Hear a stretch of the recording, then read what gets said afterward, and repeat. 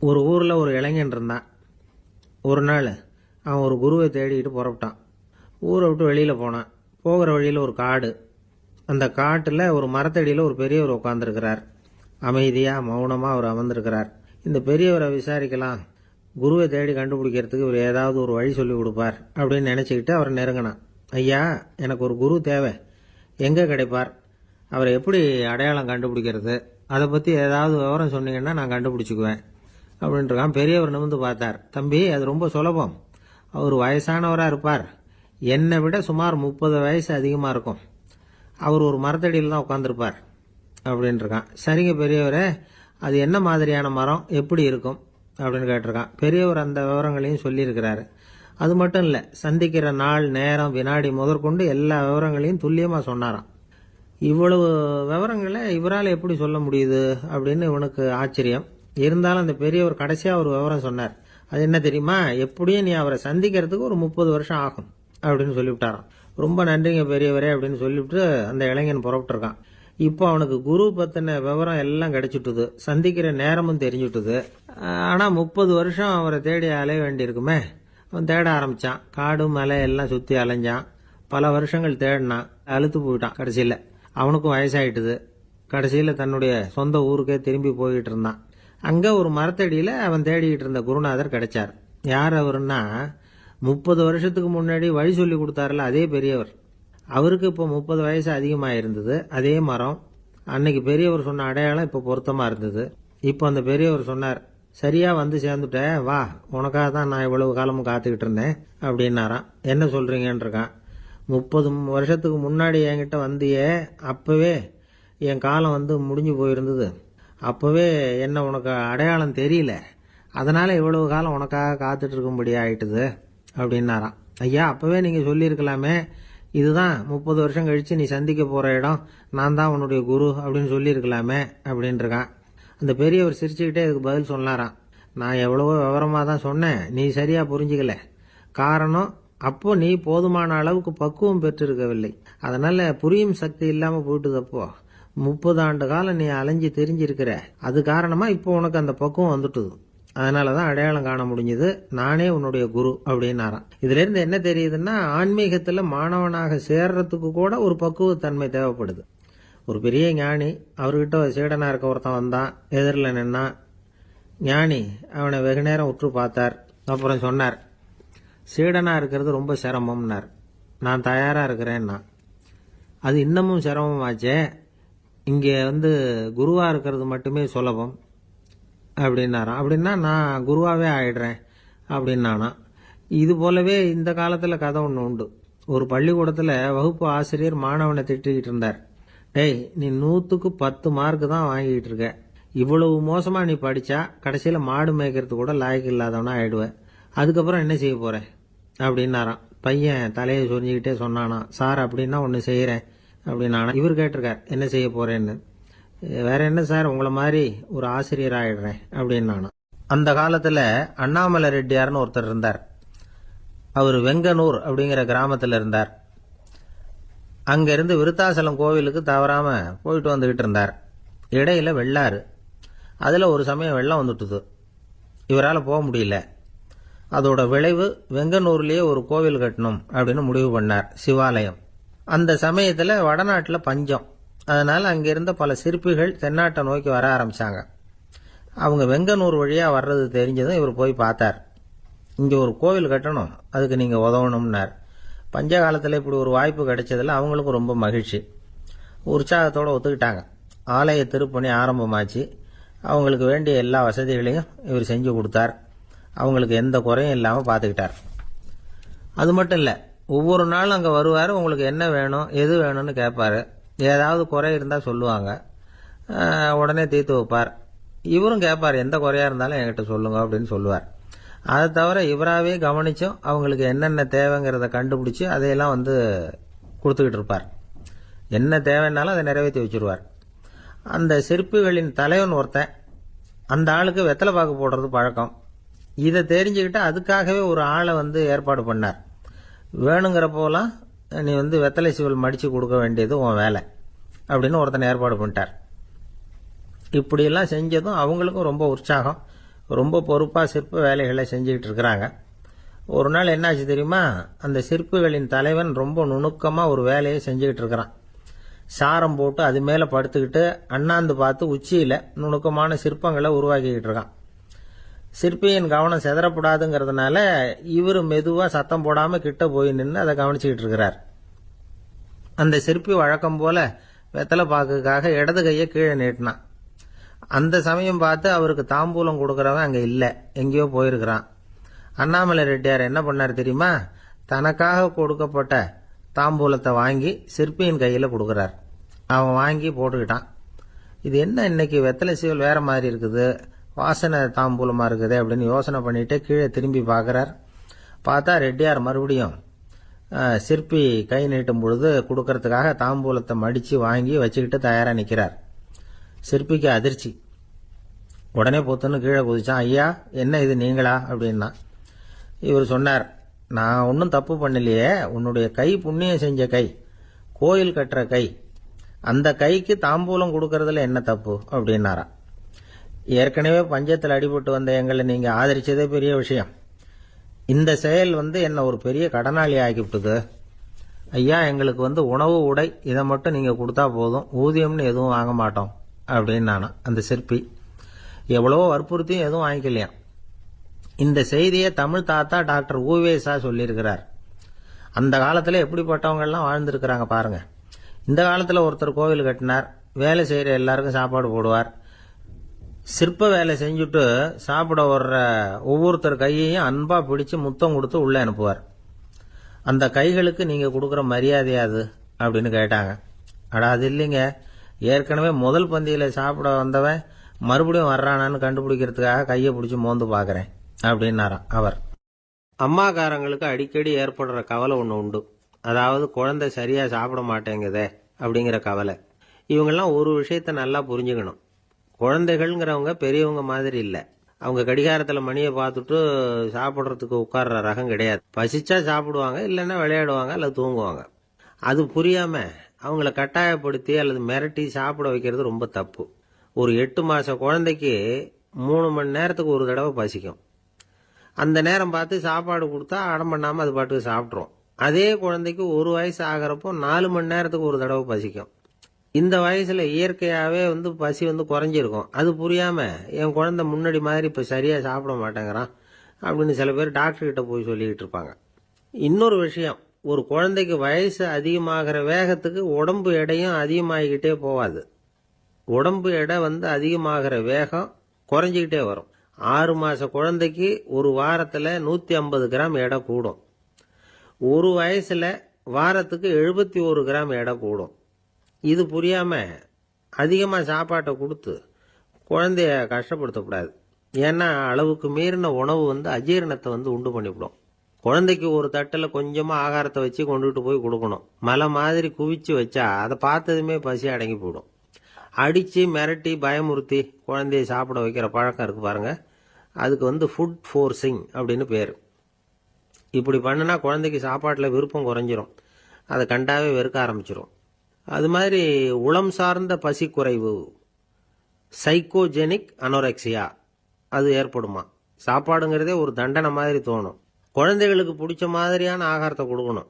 சத்து அதிகம் இருக்குங்கிறதுக்காக அதுக்கு பிடிக்காத ஆகாரத்தை கொடுத்து கட்டாயப்படுத்தக்கூடாது. குழந்தைகளுக்கு 2 வயசு ஆகிறப்போ இயற்கையாகவே எதிர்மறை குணம் உண்டாகும். அதாவது அந்த எதிர்மறையா பேசுறது. இது மாதிரி சமயங்களில் நாம் என்ன சொல்றோமோ அதுக்கு நேர்மாறாக நடந்துக்கும். ஏட்டிக்கு போட்டி. சாப்பிட சொன்னால் விளையாட போவோம், விளையாட சொன்னால் சாப்பாடு கேட்கும். இதை புரிஞ்சுக்கிட்டு நடந்துக்கணும். குழந்தை சொன்ன பேச்சை கேட்கலேன்னு கோவப்படக்கூடாது. குழந்தை வளர வளர பிடிவாத குணம் வர்றது சகஜம். கேட்டதை வாங்கி கொடுத்தாதான் சாப்பிடுவேன் அப்படின்னு பிடிவாதம் பண்ணும். வாங்கி கொடுத்துடுறது தான் உத்தமம். நீங்களும் அதுகிட்ட பிடிவாதம் பண்ணிட்டு இருக்கக்கூடாது. ஏன்னா கேட்டது கிடைக்கலையேங்கிற ஏமாற்றம் கூட குழந்தையோட பசியை குறைச்சிரும். கேட்டது கிடைச்சுட்டா பசி அதிகமாகும். கொடுத்ததை மலமலன்னு சாப்பிட்றோம். குழந்தைகளுக்கு கண்ட கண்ட நேரத்தில் சாப்பிட்றதுக்கு எதையாவது வாங்கி கொடுத்துக்கிட்டு இருந்தா சாப்பாட்டு நேரத்தில் சாப்பிடாம அடம் பண்ண ஆரம்பிச்சிடும். பள்ளிக்கூடம் போகிற பிள்ளைங்க காலை உணவை சரியாக சாப்பிட மாட்டாங்க. அச்சம், அவசரம், பரபரப்பு இதெல்லாம் தான் காரணம். பள்ளிக்கு புறப்படுறதுக்கு ஒரு 3/4 மணி நேரத்துக்கு முன்னாடியே சாப்பாடு போட்டுருங்க, அது சரியாக போடும். படிக்கிற குழந்தைகள் உடல் சோர்வு, மனச்சோர்வு இது காரணமாக கூட சாப்பிட மறுக்கிறது உண்டு. இப்போ உதாரணமாக சாயந்தரம் விளையாடி விட்டு வீட்டுக்கு வந்ததும் சாப்பிட சொன்னால் வேணாம்பாங்க. இது உடல் சோர்வு. ரொம்ப நேரம் வீட்டு பாடங்களை செஞ்சு முடித்த கையோடு சாப்பிட சொன்னாலும் அவங்களால சரியாக சாப்பிட முடியாது. இது உளச்சோர்வு, அதாவது மனச்சோர்வு. இதை தவிர குழந்தைகளுக்கு உடல் நலக்குறைவு ஏற்பட்டால் கூட சாப்பிட மறுக்கிறது உண்டு. சில மருந்து மாத்திரைகள் கூட பசியை குறைச்சிரும். அதனால் சரியாக தெரிஞ்சுக்கிட்டு குழந்தைகளை சாப்பிட வைக்கணும். அது புரியாமல் கையில் சாப்பாட்டு தட்டை வச்சுக்கிட்டு குழந்தைகளை விரட்டிக்கிட்டு அலையக்கூடாது. ஒரு சின்ன பையன் சொன்னான், எங்கள் அம்மா சாப்பாடு போடுறது தெரிஞ்சால் நான் உடனே வீட்டை விட்டு வெளியில் ஓடி போடுவேன் அப்படின்னா. ஏன் இப்படி பண்ணுறேன்னு கேட்டோம். எங்கள் அப்பா கூட அது மாதிரி தான் சார் பண்ணுவார் அப்படிங்கிறான். ஒரு நண்பர் யாருக்கோ ஃபோன் பண்ணிக்கிட்டு இருந்தார். அவர் பேசி முடித்ததும் நான் அவரை பார்த்து, இப்போ ஃபோன் பண்ணிங்களே, அந்த ஃபோன் நம்பர் என்ன அப்படின்னு கேட்டேன். அவர் தலையை சொரிஞ்சுக்கிட்டார். ஞாபகம் வரலன்னார். சரி சார், அதை விடுங்க, உங்கள் மனைவி பேர் என்ன அப்படின்னு கேட்டேன். மாலதின்னார். என்ன சார் இது வேடிக்கை, கொஞ்ச நேரத்துக்கு முன்னாடி பேசின ஃபோன் நம்பர் மறந்து போச்சு. எப்போவோ கல்யாணம் பண்ணிக்கிட்ட மனைவி பேர் மறக்கலை, அதை கரெக்டாக சொல்லிவிட்டீங்களே அப்படின்னு கேட்டேன். அவர் என்ன ஒரு மாதிரியாக பார்த்தார். அவர் அப்படி என்னை பார்த்ததில் ஒன்றும் தப்பு இல்லை. ஏன்னா நாம் எல்லாருமே அப்படித்தானே. ஒரு குறிப்பிட்ட காரியத்துக்காக தொலைபேசியில் ஒருத்தட்ட பேசுகிறோம். அதுக்கப்புறம் அந்த எண் நமக்கு அனாவசியம், அதனால் மறந்துடுறோம். இதுக்கு பேர் தான் தற்காலிக ஞாபகம். ஆனால் மனைவி பேரை மறந்துட முடியுமா? முடியாது. அது அவசியமான ஒன்று. அடிக்கடி அந்த பேரை உபயோகப்படுத்துகிறோம். அதனாலேயும் அது முக்கியங்கிறதுனாலேயும் அதை மறக்கிறது இல்லை. இதுக்கு பேர் நிரந்தர ஞாபகம். சரி, இந்த தற்காலிக ஞாபகம், நிரந்தர ஞாபகம், இது ரெண்டு ஞாபக அளவுகளையும் கட்டுப்படுத்துறது எது அப்படின்னா மூளைக்குள்ள நடக்கிற மின்சார நடவடிக்கைகள் தான். தற்காலிக ஞாபகம் ஒரு மின்னல் மாதிரி தோன்றி மறையுது. நிரந்தர ஞாபகம் ஒரு படிவம் போல மூளையில் படிஞ்சுடுது. ஒரு சம்பவத்தின் பல பிரதிகள் மூளையில் பல்வேறு பகுதிகளிலேயும் படிகிறதுனால ஒன்று மறைஞ்சாலும் மறந்தாலும் இன்னொன்று மறையறதில்லை. இப்படிப்பட்ட நிலைமையில தான் இந்த தொண்டையில் இருக்கு, வாயில் வரமாட்டேங்குது சார் அப்படிமா. ஒருத்தருக்கு எந்த துறையில் ஆர்வமும் ஈடுபாடும் அதிகமோ அது சம்பந்தமான ஞாபக சக்தி அதிகமாக இருக்கும். தொழிலை விரும்புகிற ஒரு டெலிஃபோன் ஆபரேட்டருக்கு எண்கள்லாம் நல்ல ஞாபகம் இருக்கும். அது மாதிரி கவிஞர்களுக்கு வார்த்தைகள் நல்ல ஞாபகத்தில் இருக்கும். இது ஒரு பக்கம் இருந்தாலும் ஒரு மூளை எண்களை விட எழுத்துக்களை விட படங்களை ரொம்ப சுலபமாக ஞாபகத்தில் வச்சுக்குது. புரிஞ்சுக்கிற தன்மை, அனுபவம், புத்தி கூர்மை இது கூடி குறையிறத பொறுத்து ஞாபக சக்தியும் ஏறும் இறங்கும். இப்போ உதாரணத்துக்கு ஒரு பையனுக்கு படித்தது எதுவும் ஞாபகத்தில் இல்லைன்னா அவன் அதை சரியாக புரிஞ்சுக்கலன்னு அர்த்தம். இந்த மறதிங்கிறது எந்த சமயத்தில் ஒரு பிரச்சனை ஆகுது தெரியுமா? உங்களுக்கு வேண்டியப்பட்ட ஒருத்தரை ஞாயிற்றுக்கிழமை சாயந்தரம் சரியாக 5 மணிக்கு கடற்கரைக்கு வர சொல்லிவிட்டு அந்த நேரத்தை மறந்துவிட்டா அது பரவாயில்ல, வர சொன்னதையே மறந்துவிட்டா தான் நிலைமை மோசம்னு அர்த்தம். இப்படி இருந்தால் இது சிகிச்சை எடுத்துக்க வேண்டிய நிலைமைங்கிறத புரிஞ்சுக்கணும். ஆமாம், இதுக்கும் மருந்து இருக்குது. ஆனால் மூளை குறிப்பிட்ட அளவுக்கும் கீழே இயங்குறப்போவோ இன்னொன்று சொல்லுவாங்க, இந்த நியூரோ டிரான்ஸ்மிட்டர் அப்படின்னு சொல்லுவாங்க. அப்படிங்கிற மூளை ரசாயனம் ரொம்பவும் குறைஞ்சி போகிறப்போ மட்டும்தான் உபயோகப்படும். டாக்டர் என்ன சொல்கிறாங்க தெரியுமா? மூளையை பொறுத்த வரைக்கும் அதில் ஞாபக சக்தி அதிகமாக உள்ள மூளை, மறதி உள்ள மூளை அப்படின்னு ஒன்றும் கிடையாது அப்படிங்கிறாங்க. நினைவு வச்சுக்கிறதுக்கு பயிற்சி அளிக்கப்பட்ட மூளை, பயிற்சியற்ற மூளை அப்படின்னு வேணும்னா சொல்லலாம் அப்படின்னு சொல்கிறாங்க. அதனால் நம்ம ஞாபக சக்திங்கிறது நம்மக்கிட்ட இருக்கிற பயிற்சி, முயற்சி இதை பொறுத்து தான் அமையும். ஒருத்தர் ஒரு பென்சிலை எங்கேயோ வச்சுக்கிட்டு தேடிக்கிட்டு இருந்தார். அப்புறம் என்னமோ தீவிரமாக யோசனை பண்ணி அதை ஞாபகப்படுத்தி பார்த்துக்கிட்டு இருந்தாராம். எதிரில் உட்காந்துருந்தவர் சொன்னார், பென்சிலை தானே தேடிக்கிட்டு இருக்கீங்க, அது உங்கள் வலது காதில் இருக்குது சார் அப்படின்னாராம் அவர். இதுக்கு அவர் சொல்லியிருக்காரு, பென்சிலை வலது காதில் தான் வச்சுருக்கேங்கிறது எனக்கு நல்லா ஞாபகம் இருக்குது, ஆனால் எது வலது காதுங்கிறது தான் மறந்து போச்சு அப்படின்னாராம்.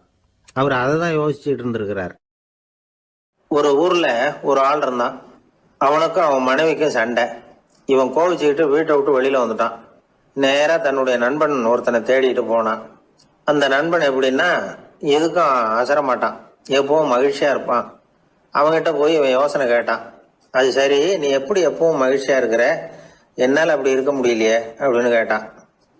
என்ன நடந்தது சொல்லுன்னா அவன், வீட்டில் எனக்கும் என் மனைவிக்கும் தகராறு, நிம்மதி இல்லை, அதுதான் இங்கே வந்தேன், உங்ககிட்ட யோசனை கேட்கலாமேன்னு அப்படின்னு விவரத்தை சொன்னான். அதை கேட்டுட்டு அதுக்கப்புறமா இவன் சொன்னான், இந்த பாருப்பா, இது ஒன்றும் பெரிய விஷயம் இல்லை, எனக்கு 2 மனைவிகள், 2 வீடு. ஒரு வீட்டில் சண்டை வந்துட்டுதுன்னா நேராக இன்னொரு வீட்டுக்கு வந்துடுவேன், இங்கே சண்டை வருதுன்னா நேரம் அங்கே போயிடுவேன். 2 குடும்பம் இருக்கிறதுனால இப்படி ஒரு வசதி, இதுதான் என்னுடைய மகிழ்ச்சியின் ரகசியம் அப்படின்னு நானா. ஓ அப்படியா விஷயம், இப்போ புரிஞ்சுக்கிட்டேன், உன்னுடைய யோசனைக்கு ரொம்ப நன்றி அப்படின்னு சொல்லிவிட்டு அவன் திரும்பி வந்துட்டான். அங்கே இங்கே தேடினான். ஒரு வாரத்துக்குள்ள இன்னொரு பொண்ணை தேடி கண்டுபிடிச்சி கல்யாணம் பண்ணிட்டான். இப்போ இவனுக்கும் 2 வீடு ஆயிட்டுது. அதுக்கப்புறம் என்னாச்சு தெரியுமா, இவன் 2வதா கல்யாணம் பண்ணிட்டு வந்தானே, இந்த செய்தி முதல் மனைவிக்கு தெரிஞ்சு போச்சு. போனான், அது கழுத்தை பிடிச்சி வெளில தள்ளி விட்டு கதவை சாத்தி விட்டுது. இனிமே இந்த பக்கம் வராத, எனக்கு தெரியாம எப்படி நீ இன்னொரு கல்யாணம் பண்ண அப்படின்னு சொல்லி அடிச்சு விரட்டி விட்டுது. இவன் அதனால என்ன பரவாயில்லன்னு 2வது மனைவி வீட்டுக்கு போனான். அங்க பார்த்து, நீ எனக்கு கல்யாணம் பண்றதுக்கு முன்னாடி ஏற்கனவே உனக்கு கல்யாணம் ஆச்சுங்கிற விஷயத்த ஏன் என்கிட்ட சொல்லல அப்படின்னு சொல்லி அதுவும் கழுத்தை பிடிச்சி வெளில தள்ளி விட்டுது. இவன் வீதிக்கு வந்துட்டான். இங்கேயும் போக முடியல, அங்கேயும் போக முடியல. என்ன இது, அவன் சொல்லி கொடுத்த யோசனை ஒன்றும் சரியா வரலையே அப்படின்னு யோசனை பண்ணிக்கிட்டே நடந்தான். வழியில ஒரு பாழடைஞ்ச மண்டபம். சரி, இன்னைக்கு ராத்திரி இங்கேயே படுத்துருவோம், வேற எங்கேயும் போய் படுத்து தூங்க முடியாது, அதான் 2 பேரும் விரட்டி விட்டாங்களே, என்ன பண்றது அப்படின்னு சொல்லி அந்த மண்டபத்துல போய் ஒரு தூண்ல ஓரமா சாஞ்சி உக்காந்தான். அப்போ எதிர்த்தாப்புல இன்னொரு தூண் ஓரமா யாரோ அசைறது மாதிரி தெரிஞ்சுது, லேசான இருட்டுல. யாரப்பா அது அப்படின்னு கிட்ட போய் பாக்குறான். அப்புறம் தான் தெரியுது, அவன் யாரு தெரியுமா, இவனுக்கு யோசனை சொன்னான்ல 2 கல்யாணம் பண்ணிக்கணும்னு சொல்லி, அவன் அங்க படுத்து கிடக்குறான். டேய் நீ எப்படிடா இங்க வந்த அப்படின்னா, 2 வீட்லயும் சண்டை வந்துட்டுது, அதுதான் இங்க வந்தேன், படுத்து தூங்கலாமேன்னு அப்படின்னா. 2 வீடு இருக்கிறது சௌரியம்னு என்கிட்ட சொன்னியப்பா அப்படின்னா இவன். நான் அப்படி சொன்னதுக்கு ஒரு காரணம் உண்டுன்னா அவன். என்னடா காரணம்னு கேட்டான். அது வேற ஒண்ணும் இல்ல, தினமும் ராத்திரி இல்ல இந்த மண்டபத்துல தனியா படுக்கிறதுக்கு எனக்கு பயமா இருந்தது, எனக்கு ஒரு துணை தேவைப்பட்டது, அதுக்காக தான் உங்ககிட்ட அப்படி ஒரு யோசனை சொன்னேன். இப்ப நீ வந்ததுனால எனக்கு துணை கிடைச்சிட்டுது. இப்ப நம்ம 2 பேரும் துணையா இங்க படுத்துக்கலாம், நீ அந்த தூண்ல சாஞ்சிக்கோ, நான் இந்த தூண்ல சாஞ்சிக்கிறேன் அப்படின்னு சொல்லி படுத்து தூங்க ஆரம்பிச்சிட்டானோ. அதாவது நம்ம வாழ்க்கையில முடிவுகள் எடுக்கிற விஷயத்துல இந்த ஆள் மாதிரி தான் பல பேர் நடந்துக்கிறோம் அப்படிங்கிறார். அதாவது உலக புகழ்பெற்ற மனோதத்துவ மேதை எம் ஸ்காட் பெக் அப்படிங்கிறவர். அதாவது வீட்டுக்கு தேவையான பொருள்கள் வாங்குறதுல இருந்து கல்யாணம் பண்றது, வீடு கட்டுறது வரைக்கும் அடுத்தவங்க பேச்சை கேட்டு வீணா போறவங்க தான் அதிகம். அறிவுரை கேட்கறதுல தப்பு இல்லை, ஆனா அதுக்கப்புறம் அதை பத்தி சரியா சிந்திச்சு பாக்குறது இல்லை, அதுதான் தப்பு. சில பேர் அறிவுரை சொல்றதுலயே ரொம்ப தெளிவா இருப்பாங்க. ஏன் சார் 2 சம்சாரத்தோட குடும்பம் நடத்துறது ரொம்ப கஷ்டமானு கேட்டாராம் ஒருத்தர். அது எனக்கு தெரியாதுங்க அப்படின்னாராம் அவர். ஏன்னு கேட்டிருக்கார். ஏன்னா எனக்கு 3 சம்சாரம் அப்படின்னாராம் அவர். ஒரு ஆளு வேகமா நடந்து போய்கிட்டு இருந்தான். அவன் வேகமா நடக்கிறதுக்கு காரணம் வெயில் காலம், காலில் செருப்பு இல்லை, மணல் பாதை, அதுதான் வேகம். காலில் செருப்பும் இல்லாம கையில குடையும் இல்லாம அந்த ஆளு வெயில்ல நடந்து போய்கிட்டு இருக்கிறான். அந்த சமயத்துல இன்னொருத்தன் குதிரை மேல ஏறி அந்த வழியா வந்துகிட்டு இருக்கிறான். அவன் காலில் செருப்பும் இருந்தது, கையில குடையும் இருந்தது. நடந்து போய்கிட்டு இருந்தவன் அந்த குதிரை ஆசாமியை பார்த்து கேட்டான், ஐயா நீங்களும் குதிரை மேல உட்காந்துக்கிட்டு போய்கிட்டு இருக்கிறீங்க, அப்படி இருக்கிறப்போ உங்களுக்கு அந்த செருப்பு என்னத்துக்கு, அதை எனக்கு கொடுத்து உதவலாமே அப்படின்னா. குதிரை மேல உட்காந்துருந்தவன் யோசனை பண்ணி பார்த்தான். இவன் சொல்றது நியாயம்தானே அப்படின்னு சொல்லி தன்னுடைய செருப்பை கழட்டி அந்த வழிப்போக்கனுக்கு கொடுத்துட்டான். ரொம்ப நல்லதுங்க அப்படின்னு சொல்லி இவன் அதை வாங்கி காலில் மாட்டிக்கிட்டான். அதுக்கப்புறம் மறுபடியும் இவன் ஆரம்பிச்சான், ஐயா நீங்க குதிரையில் போறதுனால போக வேண்டிய இடத்துக்கு வேகமா போய் சேர்ந்துருவீங்க, அதனால உங்க கையில் அந்த குடை என்னத்துக்கு, நான் நடந்து போயிட்டு இருக்கிறவன் ரொம்ப நேரம் நடக்க வேண்டியிருக்கும் இந்த வெயில்ல, அதனால அந்த குடையையும் எனக்கு கொடுங்களேன் அப்படின்னா. குதிரை வீரன் யோசனை பண்ணி பார்த்தான், இதுவும் நியாயம்தானே அப்படின்னு அவனுக்கு தோணுச்சு. உடனே இறக்கப்பட்டு தன் காலில் இருந்த செருப்பை கொடுத்தது மாதிரியே தன் கையில் இருந்த கொடையையும் இவங்கிட்ட கொடுத்துட்டான். அதுக்கப்புறம் அவன் நிம்மதியாக புறப்பட்டான். இப்போ மறுபடியும் கை தட்டி அவனை நிறுத்தினான். கீழே நின்றுட்டு இருந்தவன், என்னப்பா ஏன் என்ன நிறுத்தின, என்ன ஏதாவது வேணுமா உனக்கு அப்படின்னா குதிரையில் இருந்தவன். இவன் மெதுவாக வாயை திறந்து அந்த குதிரையையும் என்கிட்ட கொடுத்துருங்களேன்னா. அந்த குதிரை வீரன் இப்போ ஒரு கணம் யோசனை பண்ணி பார்த்தான். உடனே என்ன பண்ணான் தெரியுமா, தன்கிட்ட இருந்த குதிரை சவுக்கை எடுத்தான். குதிரை சவுக்கால அந்த ஆளை வாங்குவாங்கன்னு வீசி தள்ளிவிட்டான். இவ்வளவு சவுக்கடியும் வாங்கிக்கிட்டு இந்த ஆள் என்ன பண்ணான் தெரியுமா, சிரிக்கிறான். அடி வாங்கிட்டு யாராவது சிரிப்பாங்களா? குதிரை வீரனுக்கு ஒன்றும் புரியல. என்னப்பா அது, ஏன் இப்படி அடி வாங்கிட்டு இப்படி சிரிக்கிறியே அப்படின்னு கேட்டான். இப்ப அந்த வழிப்போக்கன் சொல்றான், ஐயா நான் இப்படி சிரிக்கிறதுக்கு காரணம் இருக்கு. இப்படி குதிரை கேட்டு உங்ககிட்ட அடி வாங்கலைன்னு வச்சுக்கோங்க, என் உயிர் உள்ள வரைக்கும் மனசுல ஒரு தவிப்பு இருந்துகிட்டே இருக்கும். செருப்பையும் கொடையையும் கேட்ட உடனே கொடுத்தவன் குதிரையையும் கேட்டிருந்தா கொடுத்துருப்பானோ அப்படிங்கிற பேராசையில ஏங்கிக்கிட்டே இருந்திருப்பேன். இப்போ உங்ககிட்ட அடி வாங்கின பிறகு என்னுடைய அந்த சந்தேகம் தீர்ந்து போச்சு. என்னுடைய ஆசைக்கு எல்லை எது அப்படிங்கறத எனக்கு புரிஞ்சுட்டுது அப்படின்னு சொல்லிவிட்டு அவன் நடக்க ஆரம்பிச்சுட்டானான். ஆசைக்கும் எல்லை உண்டு அப்படிங்கிறத விளக்கறதுக்காக வாரியார் சுவாமிகள் சொல்ற கதை இது. இந்த காலத்திலயும் ஒருத்தன் அது மாதிரி கொடை செருப்போட குதிரையில போய்கிட்டு இருந்தான். எதிரில் நடந்து வந்தவன், ஐயா உங்க கொடையை எனக்கு கொடுங்களேன்னு கேட்டான். உடனே அவன் குதிரையிலிருந்து கீழே குதிச்சு அவனை சாட்டையால் அடிக்க ஆரம்பிச்சுட்டான். இன்னொருத்தர் அந்த வழியா வந்தவர் இதை பார்த்தார். ஏன்பா அவன் கேட்டான், உன்னால முடியலன்னா இல்லைன்னு சொல்லிட வேண்டியது தானே, அதுக்காக ஏன் இப்படி அவனை போட்டு அடிக்கிறேன்னு கேட்டார். உங்களுக்கு விவரம் புரியாது சார், காலம் ரொம்ப கெட்டு போச்சு. கேட்டதை கொடுத்தேன்னு வச்சுக்கோங்க, இந்த குதிரையே என்னோடது, அவன் திருடிக்கிட்டு போறான் அப்படின்னு என் பேர்ல புகார் கொடுக்க ஆரம்பிச்சிருவான் சார் அப்படின்னா. அது எப்படி அவ்வளவு உறுதியா சொல்றேன்னு கேட்டார் அவரு. ஏற்கனவே அது மாதிரி ஒருத்தன் பேர்ல புகார் கொடுத்துட்டு தான் இந்த குதிரையை நான் தள்ளிட்டு வந்துகிட்டு இருக்கிறேன். ஒரு நண்பர் யாருக்கோ ஃபோன் பண்ணிட்டு இருந்தார். அவர் பேசி முடிச்சதும் நான் அவரை பார்த்து, இப்போ ஃபோன் பண்ணீங்களே அந்த ஃபோன் நம்பர் என்ன அப்படின்னு கேட்டேன். அவர் தலையை சொரிஞ்சுக்கிட்டார், ஞாபகம் வரலன்னார். சரி சார் அதை விடுங்க, உங்கள் மனைவி பேர் என்ன அப்படின்னு கேட்டேன். மாலதின்னார்.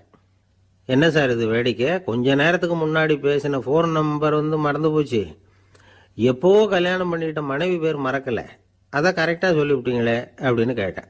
அவர் என்ன ஒரு மாதிரியாக பார்த்தார். அவர் அப்படி என்னை பார்த்ததில் ஒன்றும் தப்பு இல்லை, ஏன்னா நாம் எல்லாருமே அப்படித்தானே. ஒரு குறிப்பிட்ட காரியத்துக்காக தொலைபேசியில் ஒருத்தட்ட பேசுகிறோம், அதுக்கப்புறம் அந்த எண் நமக்கு அனாவசியம், அதனால் மறந்துடுறோம். இதுக்கு பேர் தான் தற்காலிக ஞாபகம். ஆனால் மனைவி பேரை மறந்துட முடியுமா? முடியாது. அது அவசியமான ஒன்று. அடிக்கடி அந்த பேரை உபயோகப்படுத்துகிறோம், அதனாலேயும் அது முக்கியங்கிறதுனாலேயும் அதை மறக்கறதில்லை. இதுக்கு பேர் நிரந்தர ஞாபகம்.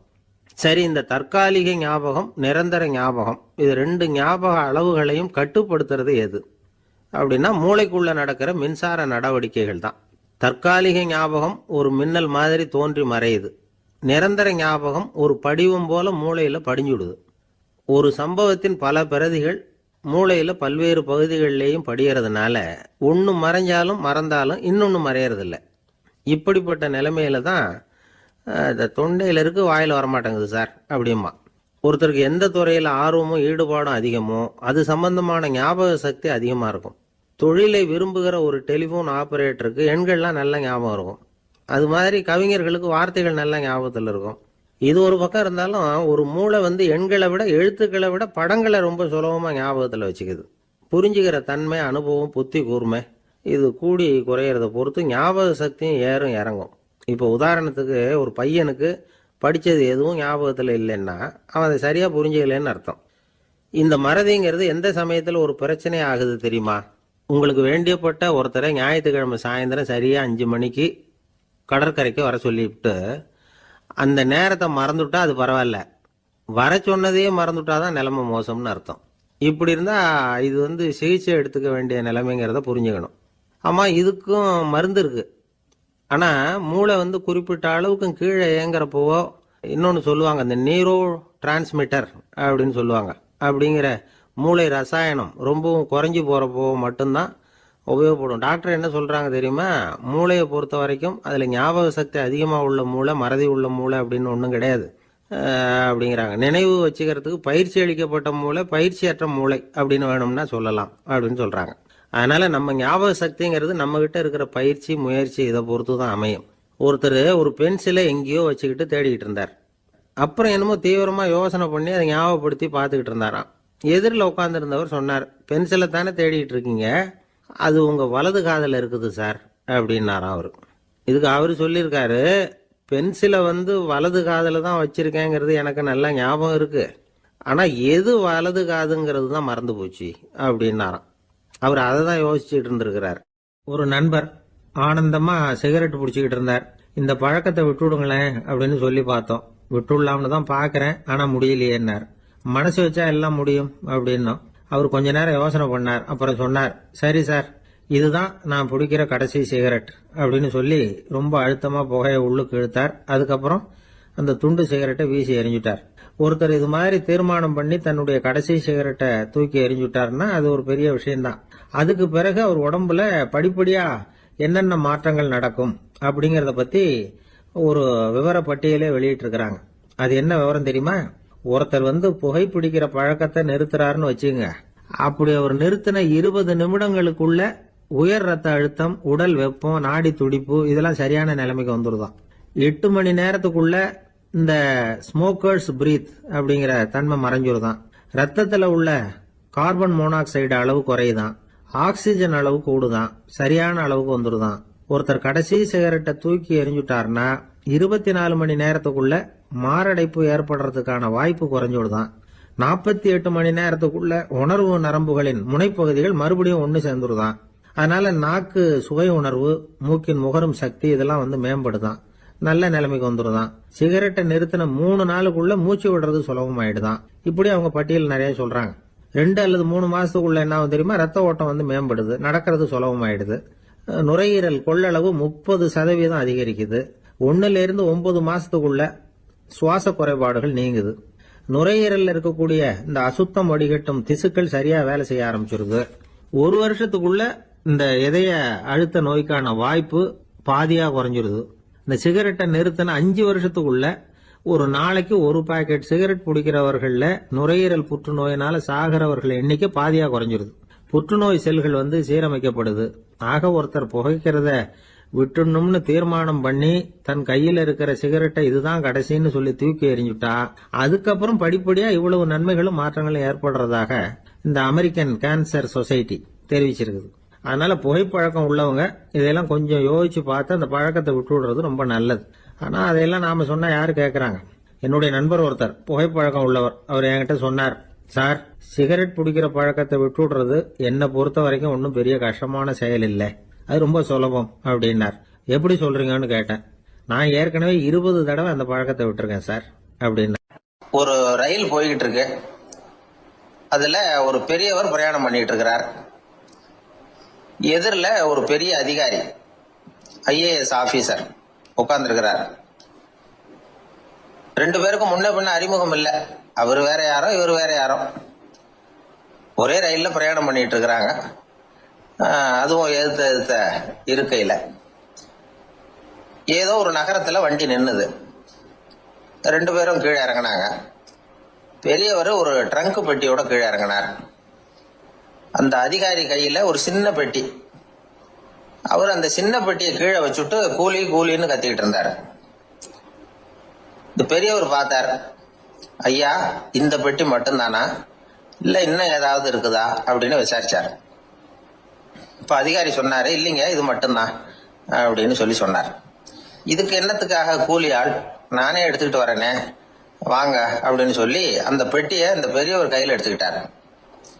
எடுத்ததும் 2 பேரும் பேசிக்கிட்டே நடந்து வராங்க. இப்ப பெரியவர் சொன்னார், இப்ப உள்ள நாகரிகம் எப்படி இருக்குன்னா, சுமை கால் பணம், சும கூலி முக்கால் பணம் அப்படிங்கிற மாதிரி இருக்கு.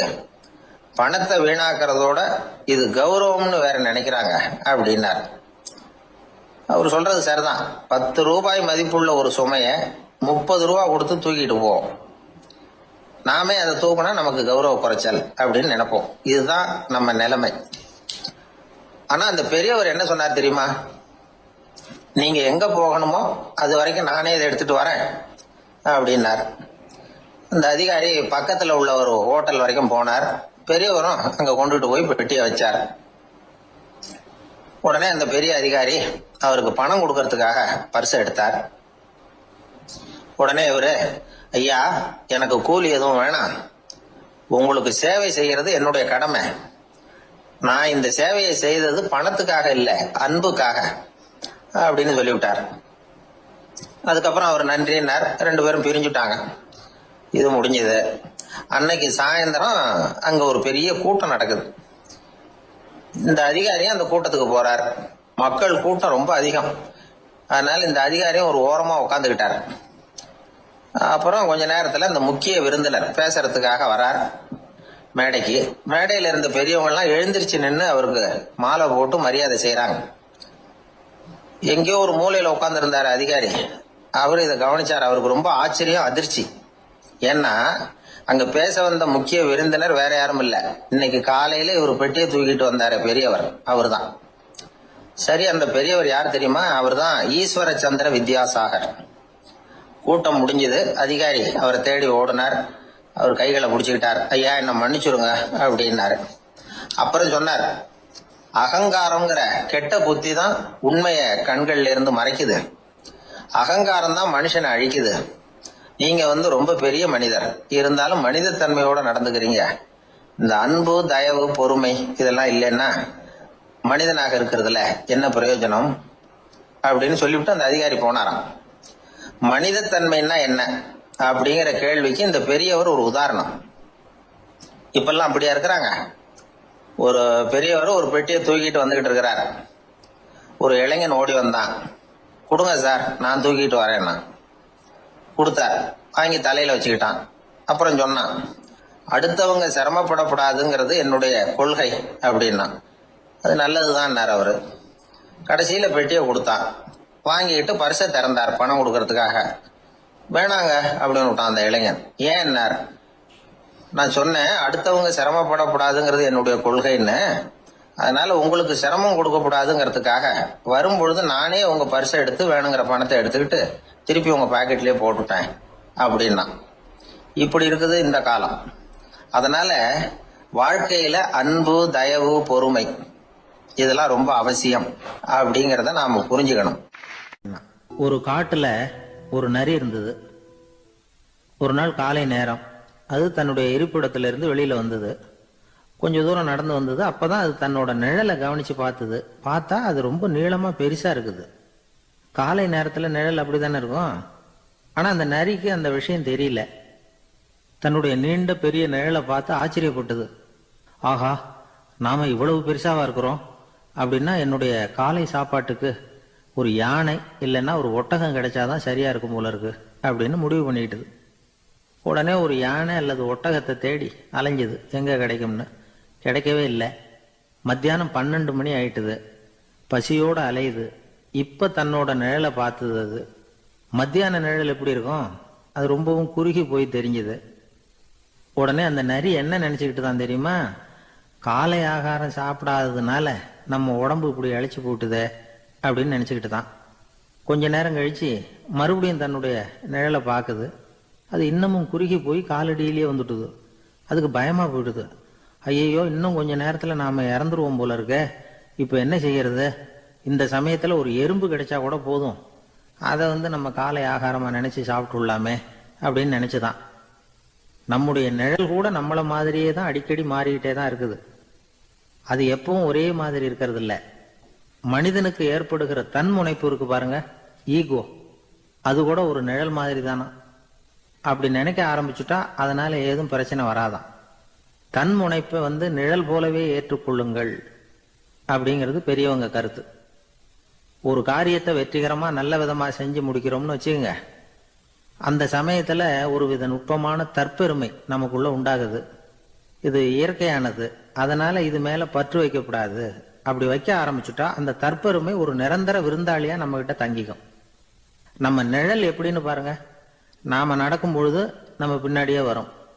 தன்முனைப்பையும் அப்படியே நினைச்சுக்குங்க. நிழல் யாருக்கும் எந்த பிரச்சனையையும் உண்டாக்குறது இல்லை.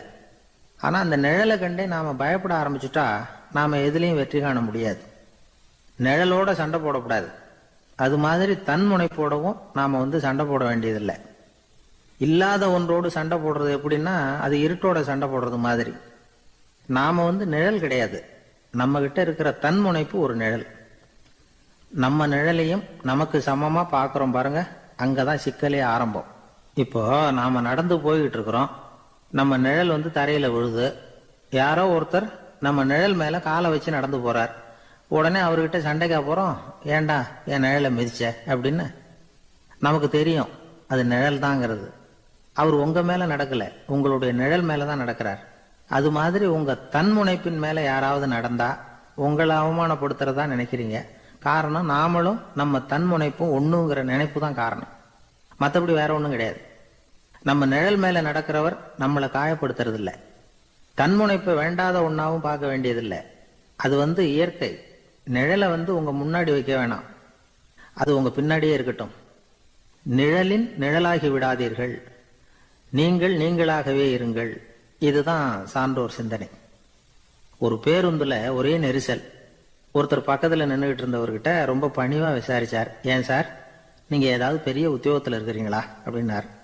அப்படிலாம் ஒண்ணும் இல்லைங்கன்னார் அவரு. அப்படின்னா வேற ஏதாவது அரசியல்ல பெரிய பதவியில் இருக்கிறீங்களா அப்படின்னு கேட்டார். அதுவும் இல்லைங்கன்னார். சரி, பணமாவது அதிகமா வச்சிருக்கீங்களா அப்படின்னு கேட்டார். அப்படிலாம் ஒன்றும் கிடையாது சார்னார் அவரு. அப்புறம் எதுக்குடா என் காலை மிதிச்சுக்கிட்டு இருக்கிற, எடுறா காலை அப்படின்னாராம் இவர். ஒரு ஊர்ல ஒரு பெரியவர் இருந்தார். அவரு ஒரு குரு. அவர் தொடர்ந்து தியான கூட்டங்கள் நடத்துவார். அந்த கூட்டத்துல கலந்துக்கிறதுக்காக பல ஊர்கள்ல இருந்து சீடர்கள் நிறைய பேர் வருவாங்க போவாங்க. ஒரு நாள் அங்க கூட்டம் நடந்துகிட்டு இருக்குது. அந்த சமயத்துல சீடர்கள்ல ஒருத்தன் என்னத்தையே திருடி விட்டான். மற்ற சீடர்கள் அதை கவனிச்சுட்டாங்க. இவன் ஆப்பிட்டுக்கிட்டான். கூட்டம் முடிஞ்ச பிற்பாடு இவன் திருடின விஷயத்த அந்த பெரியவர்கிட்ட போய் சொன்னாங்களாம். அவர் கவனத்துக்கு கொண்டுகிட்டு போனாங்க. ஆனா அவர் இத காதலியே போட்டுக்கல, கண்டுக்கவே இல்லை. போய் சொன்ன சீடர்களுக்கெல்லாம் ஏமாத்தமா போயிட்டுது. என்ன இது, இவ்வளவு தூரம் நாம கண்டுபிடிச்சு போய் சொல்றோம், அவரு கண்டுக்கவே மாட்டேங்கிறாரே அப்படின்னு ஒரு மாதிரி ஆயிட்டாங்க. இருந்தாலும் அதை பத்தி ஒண்ணுமே சொல்லிக்கல, பேசாம இருந்துட்டாங்க. கொஞ்ச நாள் ஆச்சு. அதே ஆளு மறுபடியும் ஒரு திருட்டுல மாட்டிக்கிட்டான். சீடர்கள் மறுபடியும் அந்த குரு கிட்ட விஷயத்த சொன்னாங்க. அவர் அப்பவும் வழக்கம் போல சும்மாவே இருந்துட்டார். இவர் இப்படி இருக்கிறத பார்த்ததும் அந்த சீடர்களுக்கு கோபம் வந்துட்டுது. உடனே அந்த சீடர்கள்லாம் ஒண்ணு கூடி பேசினாங்களாம். எல்லாருமா சேர்ந்து ஒரு விண்ணப்பம் தயார் பண்ணாங்க. அதை குருநாதர்கிட்ட கொண்டுட்டு போய் கொடுத்தாங்க. அந்த விண்ணப்பத்துல இவங்க என்ன எழுதியிருக்கிறாங்க தெரியுமா? குருநாதர் அவர்களே, உடனே திருடனவன் மீது சட்ட நடவடிக்கை எடுக்கணும். நீங்க அப்படி அவனை இங்க சேர்க்கப்படாது. நீங்க சேர்த்தீங்கன்னா நாங்க இங்க இருக்கிறத பத்தி யோசிக்க ஆரம்பிச்சிருவோம். அவனை இந்த மடத்தை விட்டே துரத்தி பண்ணணும். நீங்க அவனை வெளியில அனுப்புங்க, இல்லைன்னா நாங்க அத்தனை பேரும் வெளியில போயிடுறோம். இப்படிதான் அந்த விண்ணப்பத்துல எழுதியிருக்கிறாங்க. குரு அந்த விண்ணப்பத்தை வாங்கி படிச்சு பார்த்தார். அதுக்கப்புறம் அதை எழுதின அத்தனை பேரையும் கூப்பிட்டாரு.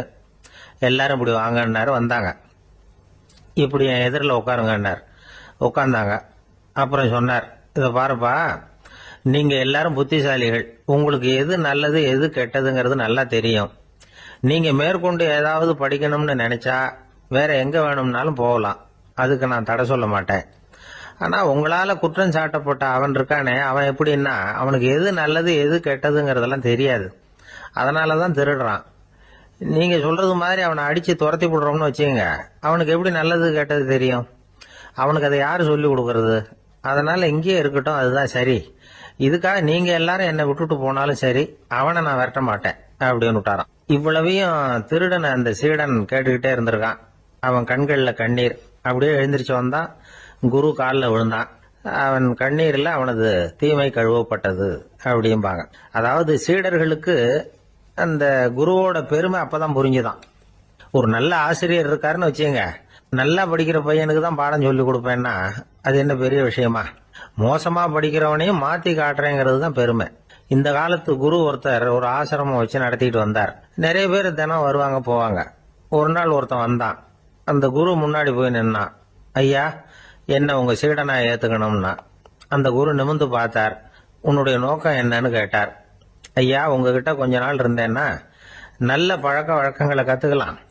அதுக்கப்புறம் வெளியில போய் ஒரு நல்ல தொழில் தொடங்கி வாழ்க்கையில முன்னுக்கு வரணுங்கிறது தான் என்னோட நோக்கம் அப்படின்னா. நீ சொல்றது சரி, ஆனா உன்னால இங்க நல்ல பழக்க வழக்கங்களை கத்துக்க முடியலன்னு வச்சுக்கோ, அப்ப என்ன பண்ணுவேன் அப்படின்னு கேட்டார் அவர். அப்படி ஆச்சுன்னா என்ன, உங்களை மாதிரியே ஒரு ஆசிரமம் ஆரம்பிச்சு அதுக்கு குருவா இருந்துட்டு போறேன் அப்படின்னா. ஒரு மாணவனை பார்த்தேன். என்ன தம்பி படிப்புலாம் எப்படி இருக்குது அப்படின்னு விசாரிச்சேன். அவன் ரொம்ப அழுத்துக்கிட்டான். நான் நல்லா தான் சார் படிக்கிறேன், இருந்தாலும் புத்தியில சரியா ஏற மாட்டேங்குது சார் அப்படின்னா. சரி, இவனு நம்ம ரகம்தான் அப்படின்னு சொல்லி முடிவு பண்ணிட்டோம். கல்வி கற்கக்கூடிய ஒரு மாணவன் சம்பந்தப்படுற புத்திகள் பல வகை. அதை பத்தி ஒரு பெரியவர் விளக்கி இருக்கிறார். மிருத்து புத்தின்னு ஒண்ணு இருக்குதான். மிருத்துன்னா மண்ணு. மண்ணால செவுறு கட்டுறோம்ல, மண் சுவர்ல ஆணி அடிக்கிறதும் சுலபம், அதை பிடுங்கி எடுக்கிறதும் சுலபம். அது மாதிரி சில பேர் குரு சொல்லி கொடுக்கறத சுலபமா கேட்டு தெரிஞ்சு வச்சுக்குவாங்க.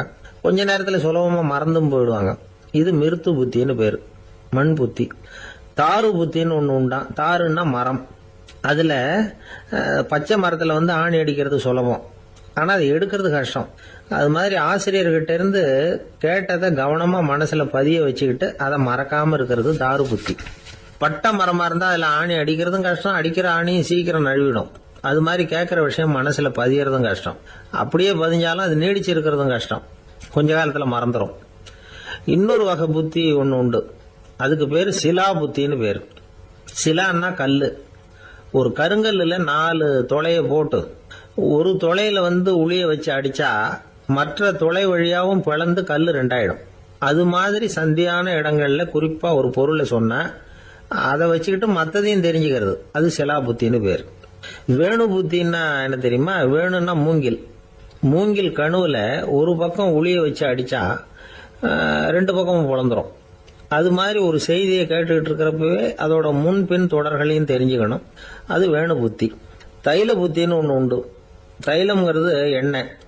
தண்ணியில ஒரு துளி எண்ணெயை விட்டா அது தண்ணி பூரா பரவி போடுதுல்ல, அது இப்படி பரவுறது மாதிரி ஆசிரியர் சுருக்கமா ஒரு கருத்தை சொன்னா அதை வச்சுக்கிட்டு பூரா விஷயங்களையும் தெரிஞ்சுக்கணும், அது தைல புத்தி. கற்பூர புத்தின்னு ஒன்று கேள்விப்பட்டிருக்கோம். அது எப்படின்னா, கற்பூரம் தீ பட்ட உடனே பிடிச்சிக்கும். ஆசிரியர் சொன்ன உடனே நுண்ணறிவோட பாடங்களை புரிஞ்சுக்கிறது இந்த வகை புத்தி. கரி புத்தின்னு ஒன்று. அது எப்படின்னா, கரியில நெருப்பை வச்சு விசிறிய பிறகு அதுக்கப்புறம் அது கறி நெருப்பாகும். அது மாதிரி காலம்பரை சாயந்தர வேலைகளில் ஆசிரியர் பாடம் சொல்லி கொடுப்பார், அதை கொண்டு புரிஞ்சுக்கிறது இந்த வகை. கதலித்தண்டு புத்தின்னு ஒன்று சொல்லுவாங்க.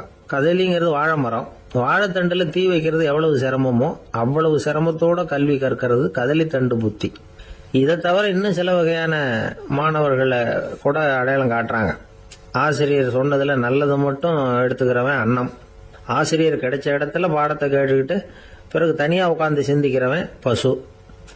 பசுமாடு அப்படித்தானே, புல்லு கண்ட இடத்துல மேயும், அதுக்கப்புறம் நிதானமா அசை போட்டுக்கும். ஆசிரியர் சொன்னதை தவிர வேற எதையும் சொல்ல முடியாதவன் கிளி. பல இடங்கள்ல பாடங்கள் கேட்டு கடைசியில ஒன்னும் புரியாம போறவன் ஆடு. ஆடு ஒரு செடியில வயிறார மேயாது, ஒரே செடியில. இக்கரைக்கு அக்கறை பச்சைன்னு அங்கேயும் இங்கேயும் அலைஞ்சிக்கிட்டே இருக்கும். சில பேருக்கு எருமைன்னு பேரு. எருமை எப்படின்னா குளத்து நீரை கலக்கி தான் குடிக்கும்.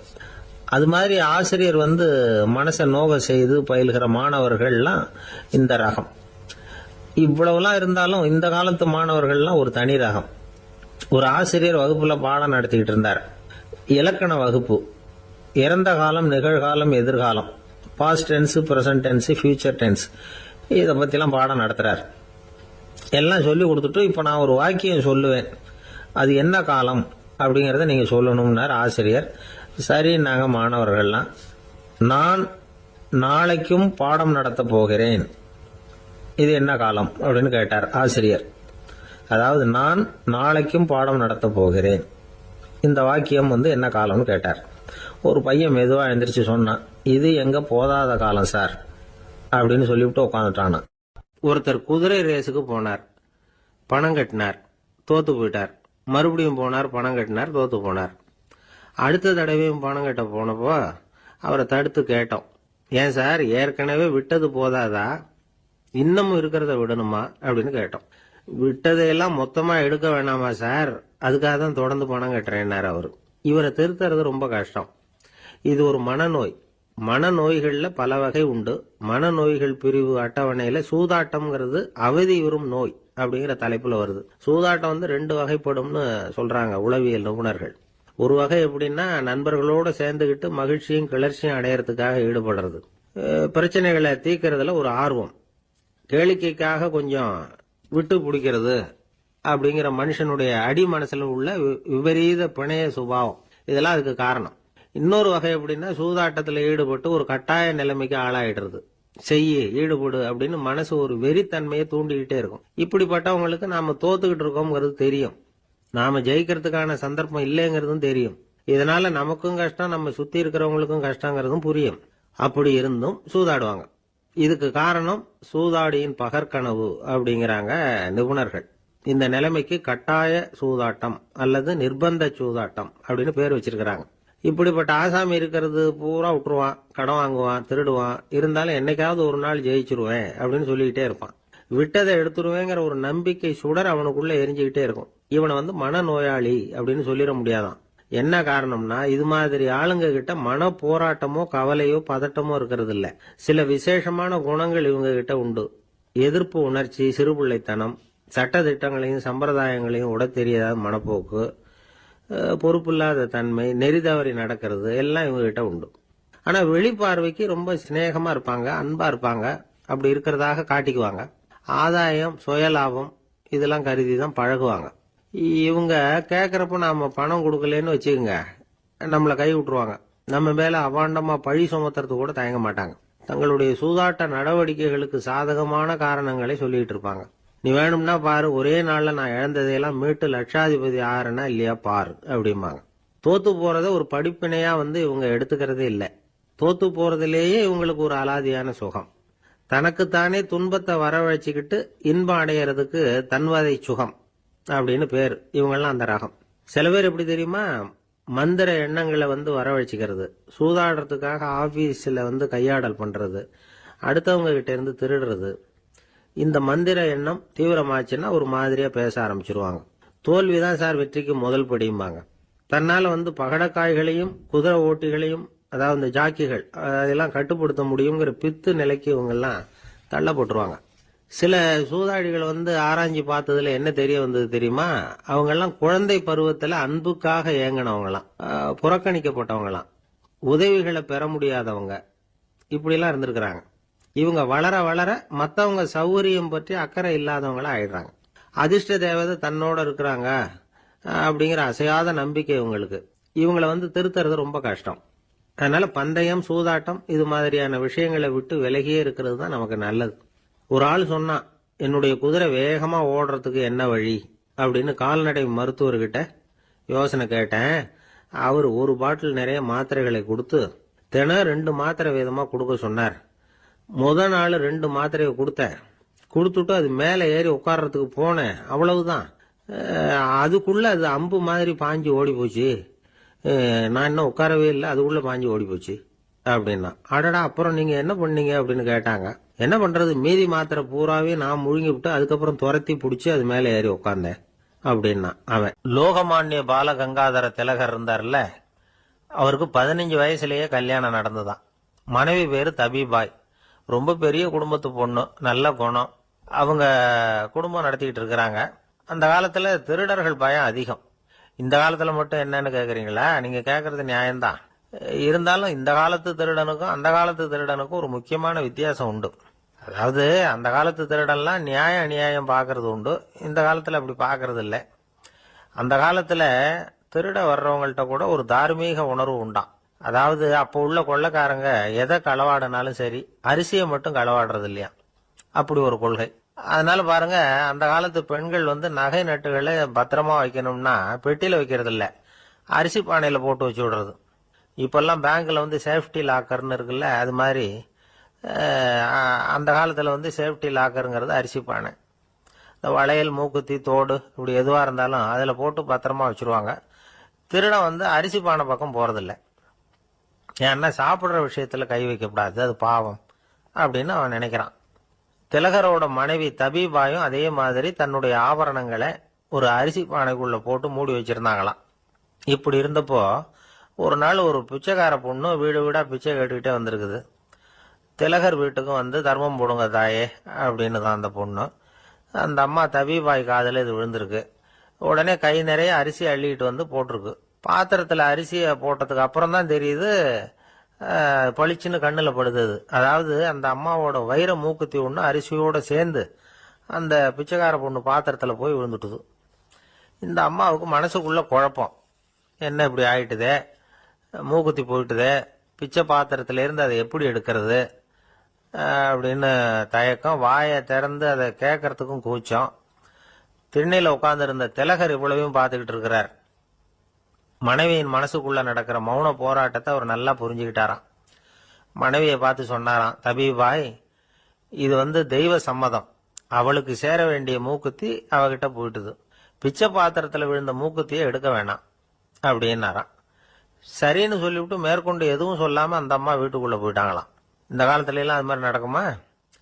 வெறும் அரிசியை போட்டுட்டு விவகாரம் பண்ணிட்டு இருக்க மாட்டோமா? ஒரு பெரிய மனுஷன் வீட்டுக்கு ஒரு பிச்சைக்காரன் வந்தான். ஐயா, நாங்கள் பிச்சைக்காரங்கள்லாம் சேர்ந்து ஒரு சங்கம் வச்சுருக்குறோம், அதுக்கு நிதி சேர்க்குறோம், அதுக்கு ஒரு 100 ரூபா கொடுத்தீங்கன்னா எங்களுக்கு பெரிய உதவியாக இருக்கும் அப்படின்னானா. அதெல்லாம் ஒன்றும் கொடுக்க முடியாது போ அப்படின்னாராம் அவர். அப்படின்னா ஒரு 50 ரூபாயாவது கொடுங்களேன் அப்படின்னு இருக்கான். அதுவும் முடியாதுன்னு சொல்லிவிட்டார். 25 ரூபா அப்படின்னு இருக்கான். எதுவும் முடியாது அப்படின்னாராம். சரிங்க, இவ்வளவு பெரிய வீட்டுக்கு வந்துட்டு வெறுங்கையோடு திரும்புறது நல்லா இருக்காது, அதனால சும்மா ஒரு 1 ரூபா மட்டுமாவது கொடுங்க அப்படின்னு இருக்கான் அவன். ஒரு பைசா கூட என்கிட்ட கிடையாது அப்படின்னு விட்டாரான் இவர். அப்படின்னா நீங்கள் ஒரு காரியம் பண்ணுங்களேன் அப்படின்னானா அவன். என்ன செய்யணும் அப்படின்னு இருக்கார். எங்கள் சங்கத்தில் நீங்களும் ஒரு மெம்பராக சேர்ந்துருங்க அப்படின்னா. ஒரு ஆளை அடையாளம் கண்டுபிடிக்கணும்னா அதுக்கு சுலபமான வழி என்ன? முகத்தை பார்த்து கண்டுபிடிக்கிறது தான். ஆனால் மனுஷன் தப்பு பண்ண ஆரம்பிக்கும் பொழுது அவனை கண்டுபிடிக்கிறதுக்கு வேற வழிகளை தான் கையாள வேண்டியிருக்கு. கைரேகை அதுக்கு ரொம்ப உபயோகப்படுது. கைரேகைகள் ஒருத்தருக்கு இருக்கிறது மாதிரி இன்னொருத்தருக்கு இருக்கிறது இல்லை. பல் வரிசையும் அப்படிதான். ஏமாத்துறவங்க அதிகமாக போனால் இருக்கிறவங்க எச்சரிக்கையாக இருக்க வேண்டியிருக்குது. பயோமெட்ரிக்ஸ் அப்படிங்கிறது ஒரு பெரிய தொழில்நுட்பம். இதை உபயோகப்படுத்தி சில பாதுகாப்பு உத்திகளை எல்லாம் உருவாக்கி இருக்கிறாங்க அமெரிக்காவில். வீட்டுக்கு சொந்தக்காரர் குரல் கொடுத்தா கதவு திறக்கும், அல்லது அவர் கை வச்சா கதவு திறக்கும். மற்றவங்க யார் என்ன பண்ணாலும் கதவு திறக்காது. இது ஒரு முறை. அவரோட குரல் அல்லது கைரேகை ஒரு எலக்ட்ரானிக் சாதனத்தில் ஏற்கனவே பதிவு பண்ணப்பட்டிருக்கும். இவர் குரல் கொடுக்கறப்போ அல்லது கையை வைக்கிறப்போ அதை ஒப்பிட்டு பார்த்து சரியா இருந்தா கதவு திறக்கிறது மாதிரி ஒரு ஏற்பாடு. இதே மாதிரி ஒருத்தரோட விழித்திரையில உள்ள இரத்த குழாய் அமைப்பு பாருங்க, அது கூட ஒருத்தருக்கு இருக்கிறது மாதிரி இன்னொருத்தருக்கு இருக்கிறது இல்லை. அதனால அதை வச்சு அடையாளம் கண்டுபிடிக்கக்கூடிய சாதனங்களும் இப்போ பழக்கத்துக்கு வந்தாச்சு. கைரேகையை ஒப்பிடுற சாதனத்தை விட விழித்திரை இரத்த குழாய் அமைப்பை அடையாளம் காணுற சாதனம் இருக்கு பாருங்க, இது ரொம்ப நுட்பமானது. இது நம்ப தகுந்தது. ஒரு ஆளை அடையாளம் கண்டுபிடிக்கிறதுக்கு இது எடுத்துக்கிற நேரம் 1 வினாடி தான். ஒரு கருவி இருக்கும், அதுல உள்ள ஒரு சிறு துளையில கண்ணை வச்சு பார்க்கணும். உடனே இந்த சாதனம் குறைந்த சக்தி உள்ள இந்த அக சிவப்பு ஒளியை பாய்ச்சி அவரது விழித்திரையின் இரத்த குழாயை ஆராய்ச்சி பண்ணி ஏற்கனவே அதோட நினைவு பெட்டகத்துல பதிவு பண்ணி வச்சிருக்கிறோமே அந்த அமைப்புகளோட இதை ஒப்பிட்டு பார்த்து சரியான ஆள் தானா இல்லையா அப்படின்னு அடையாளம் காட்டிவிடும். குரலை வச்சு அடையாளம் கண்டுபிடிக்கிறதும் இந்த பயோமெட்ரிக்ஸ் முறைகள்ல ஒண்ணு. ஒரு நபரோட குரல்ல டிஜிட்டல் குறியீடுகளை மாத்தி பதிவு பண்ணிக்கிட்டு மீண்டும் அதே குரலை இனம் காணக்கூடிய சாதனங்கள் ஏற்கனவே அமெரிக்காவில எல்லாம் விற்பனைக்கு வந்தாச்சு. ஒரு ஆளுக்கு ஜலதோஷம் பிடிச்சிருந்தா கூட அந்த சாதனம் சரியாவே கண்டுபிடிச்சிருமா. குரலை மாத்தி பேசுறவங்க கூட இந்த கருவியை ஏமாற்ற முடியாது. இத ஆஸ்பத்திரிகள், வங்கிகள்ல உள்ள இரும்பு பெட்டக காப்பறைகள் இங்கெல்லாம் உபயோகப்படுத்தலாம். குழந்தைகள் உள்ள இடங்களுக்கு இது ரொம்ப உபயோகப்படும். கதவு பூட்டிக்கிட்டுதுன்னு வச்சுக்கோங்க, கதவை திறக்கிறதுக்கு சாவி உபயோகப்படுத்த தெரியாத குழந்தைகள் குரல் எழுப்பிய கதவை திறந்துட முடியும். எதிர்காலத்தில் இந்த பயோமெட்ரிக்ஸ் முறை இன்னும் பல ஆச்சரியங்களை ஏற்படுத்தும் அப்படின்னு எதிர்பார்க்கறாங்க. ஸ்டியரிங்க தொட்டதுமே காரு ஸ்டார்ட் ஆயிடும், சாவி வேண்டியதில்லை. காரு சொந்தக்காரர் தொட்டாதான் ஸ்டார்ட் ஆகும், வேற யாராவது தொட்டா ஸ்டார்ட் ஆகாது.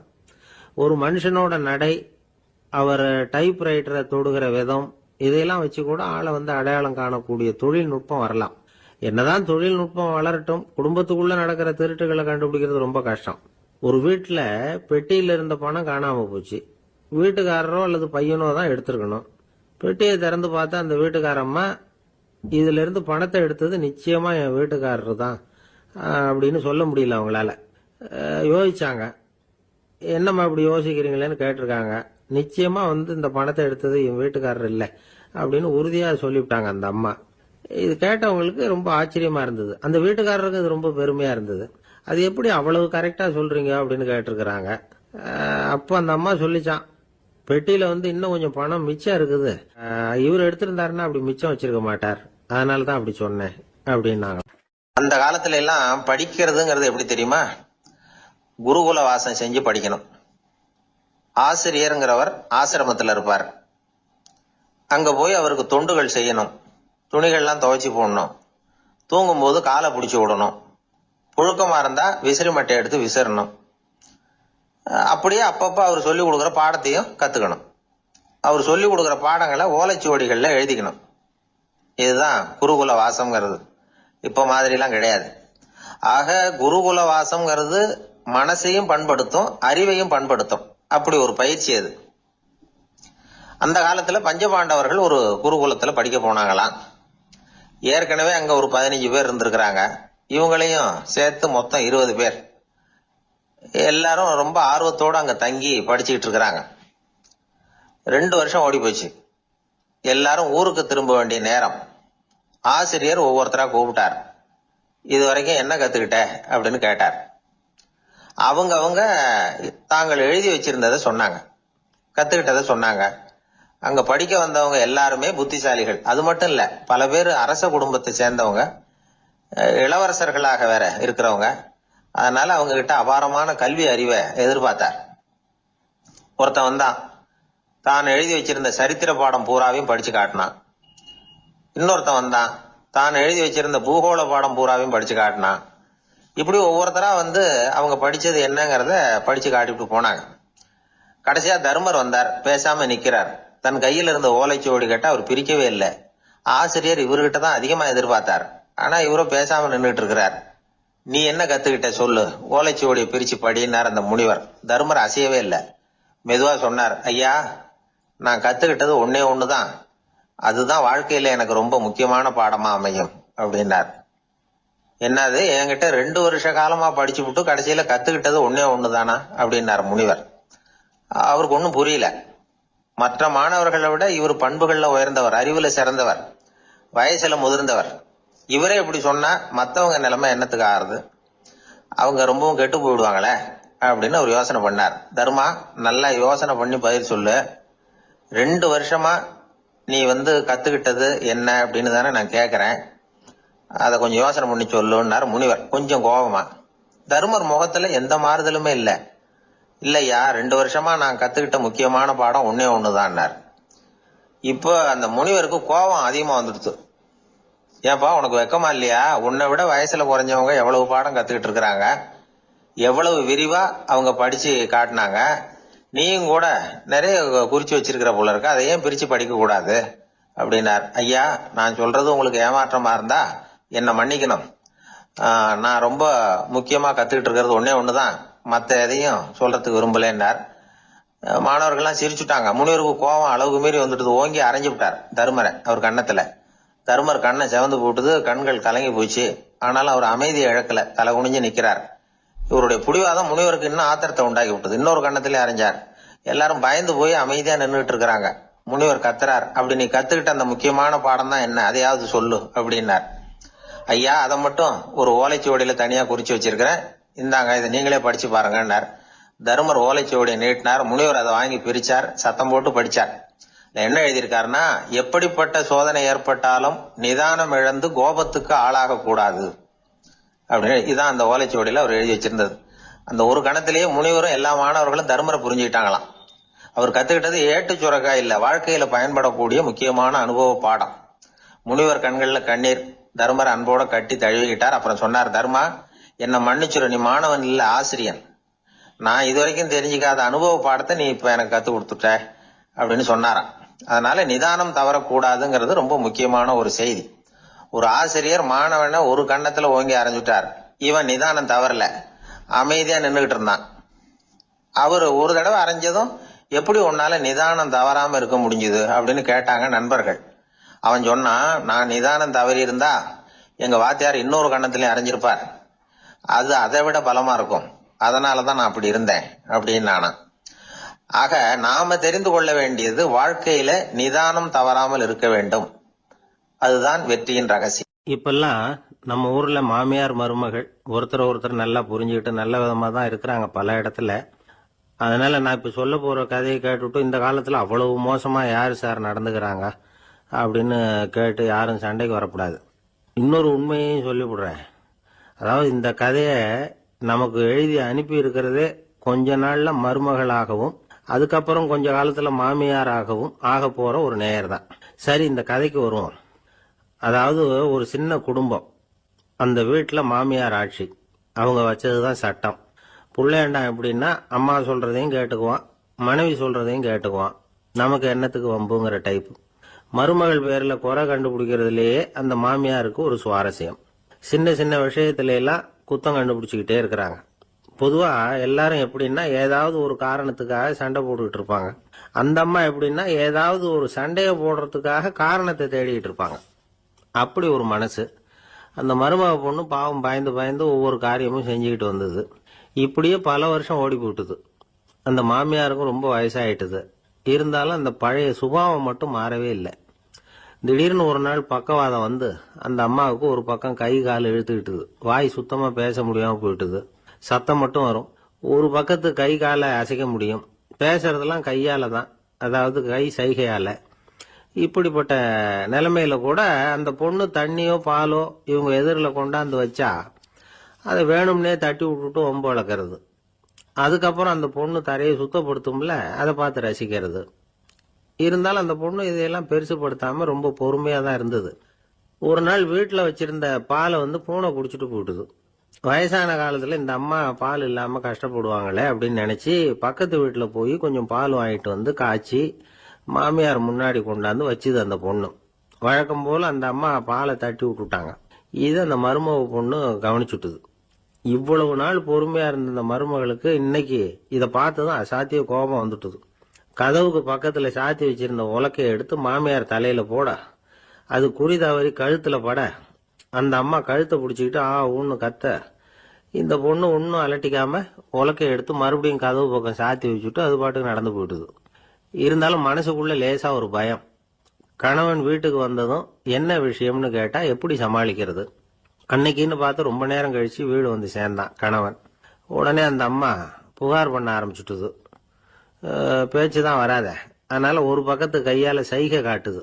கதவுக்கு பக்கத்துல இருந்த உலக்க பக்கமா கையை நீட்டி காட்டி, அப்படியே அந்த கைய தன் கழுத்துக்கு பின்பக்கமா சுத்தி காட்டி நாக்க வெளியில நீட்டி நடந்த விஷயத்த புரிய வைக்கிறதுக்கு முயற்சி பண்ணுது. இவனுக்கு ஒன்னும் புரியல. என்ன சொல்றாங்க அம்மா அப்படின்னு மனைவி கிட்ட கேக்குறான். அதுக்கு அந்த பொண்ணு ரொம்ப புத்திசாலித்தனமா, என்னங்க உங்க அம்மா சொல்றது உங்களுக்கு இன்னும் புரியலையா?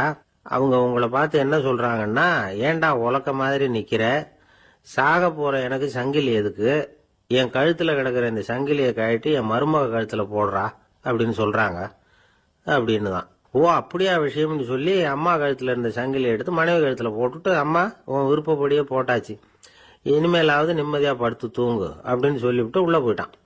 பாத்தீங்களா கதைய? அதனாலதான் மாமியார்கள் சைகை காட்டுறதுன்னா கூட இனிமே ஜாக்கிரதையா இருக்கணும். கணவன் மனைவிக்குள்ள சிக்கல் வராம இருக்கிறதுக்கு அதுல சில வழிகளை சொல்லி கொடுத்துருக்குறாங்க. அதெல்லாம் என்னென்ன அப்படிங்கறத இப்ப பாக்கலாமா? குடும்பம்னு இருந்தா கோபம் வரதான் செய்யும். அது வந்துட்டு போட்டும் பரவாயில்ல. ஆனா அந்த கோபம் ஒரே நேரத்துல ரெண்டு பேருக்கும் வந்துடாம பாத்துக்கணும். ஒரு சமயத்துல யாராவது ஒருத்தர் தான் கோபப்படணும், அடுத்தவங்க அமைதியா இருக்கணும். அதுக்கப்புறம் இவர் அமைதியான உடனே அவங்க ஆரம்பிச்சுக்கலாம். கோபமா ஏதாவது சொன்னா உடனே கோபமா பதில் சொல்லக்கூடாது. கொஞ்சம் பொறுத்து கோபம் தீர்ந்த உடனே அந்த பதில சொல்லலாம். அப்போ பதில் கோபமா இருந்தா கூட அது அவ்வளவு பெருசா தெரியாது. அற்ப விஷயத்துக்கெல்லாம் காய்ச்சி மூச்சுன்னு கத்திட்டு இருக்க கூடாது. உங்க ரெண்டு பேருக்குள்ள ஒரு தர்க்கம் ஆரம்பம் ஆயிட்டுதுன்னு வச்சுக்கோங்க. கடுமையா ரெண்டு பேரும் விவாதம் பண்றீங்க.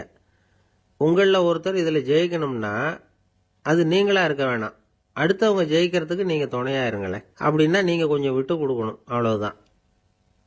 ஏதாவது குத்தம் சொல்லணுமா, செஞ்ச தப்ப சுட்டி காட்டணுமா, விமர்சனம் பண்ணணுமா, பண்ணுங்க, வேணான்னு சொல்லல. ஆனா சொன்னதை அப்படி சொல்றத கொஞ்சம் அன்பா இதமா சொல்லுங்க. எப்போ நடந்த தவறுகளை எல்லாம் இப்போ போய் மறுபடியும் ஞாபகப்படுத்திட்டு இருக்க வேண்டாம். நான் அப்பவே சொன்னேன் இந்த புடவை வேணாம்னு, நீங்க தான் கேட்கல, இப்ப பாருங்க கிழிஞ்சு போச்சு இப்படின்னு கத்துனாங்க ஒரு அம்மா. எப்போ சொன்னீங்கன்னு கேட்டா ஒரு 10 வருஷத்துக்கு முன்னாடி தீபாவளி சமயத்துல அப்படிங்கிறாங்க. அது என்ன இன்னும் அப்படியே புதுசாகவே இருக்கும்? உங்களுக்கு அவர் தான் பெருசு, அவருக்கு நீங்க தான் பெருசு. அதை விட இந்த உலகத்துல வேற எதுவும் முக்கியம் இல்லைன்னு நினைக்கணும். நீ தான் என்னுடைய உலகம்னு எத்தனை தடவை சொல்லியிருப்பீங்க? அதெல்லாம் வெறும் வசனமா போயிடக்கூடாது. ஏதாவது ஒரு பிரச்சனையை பத்தி கடுமையா விவாதம் பண்ணிட்டு இருக்கீங்க, அதை அப்படியே பாதியில விட்டுட்டு படுக்கைக்கு போயிடக்கூடாது. சொச்சத்தை நாளைக்கு பேசிக்கலாம்னு. அப்படி போனா தூக்கம் வராது. பிரச்சனையை ஒரு முடிவு பண்ணிக்கிட்டு அதுக்கப்புறமா தூங்க போகணும். ஒரு நாள்ல ஒரு தடவையாவது உங்க ஜோடியை பாராட்டி நல்ல விதமா கனிவா ஒரு வார்த்தை சொல்லணும் அப்படின்னு தீர்மானம் பண்ணீங்க. ஏதாவது தப்பு பண்ணிவிட்டீங்கன்னா பரவாயில்ல, அதை ஒத்துக்கிறதுக்கும் மன்னிப்பு கேட்கறதுக்கும் தயாரா இருக்கணும். அது ஒன்றும் கேவலம் கிடையாது. வீட்டுக்குள்ள தானே கேட்க போறீங்க, வெளியில யாருக்கு தெரிய போகுதோ? எப்படியோ உங்களுக்குள்ள ஒரு சமரசம் ஆனா சரிதான். ஒரு தகராறுன்னு எடுத்துக்கிட்டா குறைஞ்சபட்சம் அதுக்கு 2 பேர் தேவை.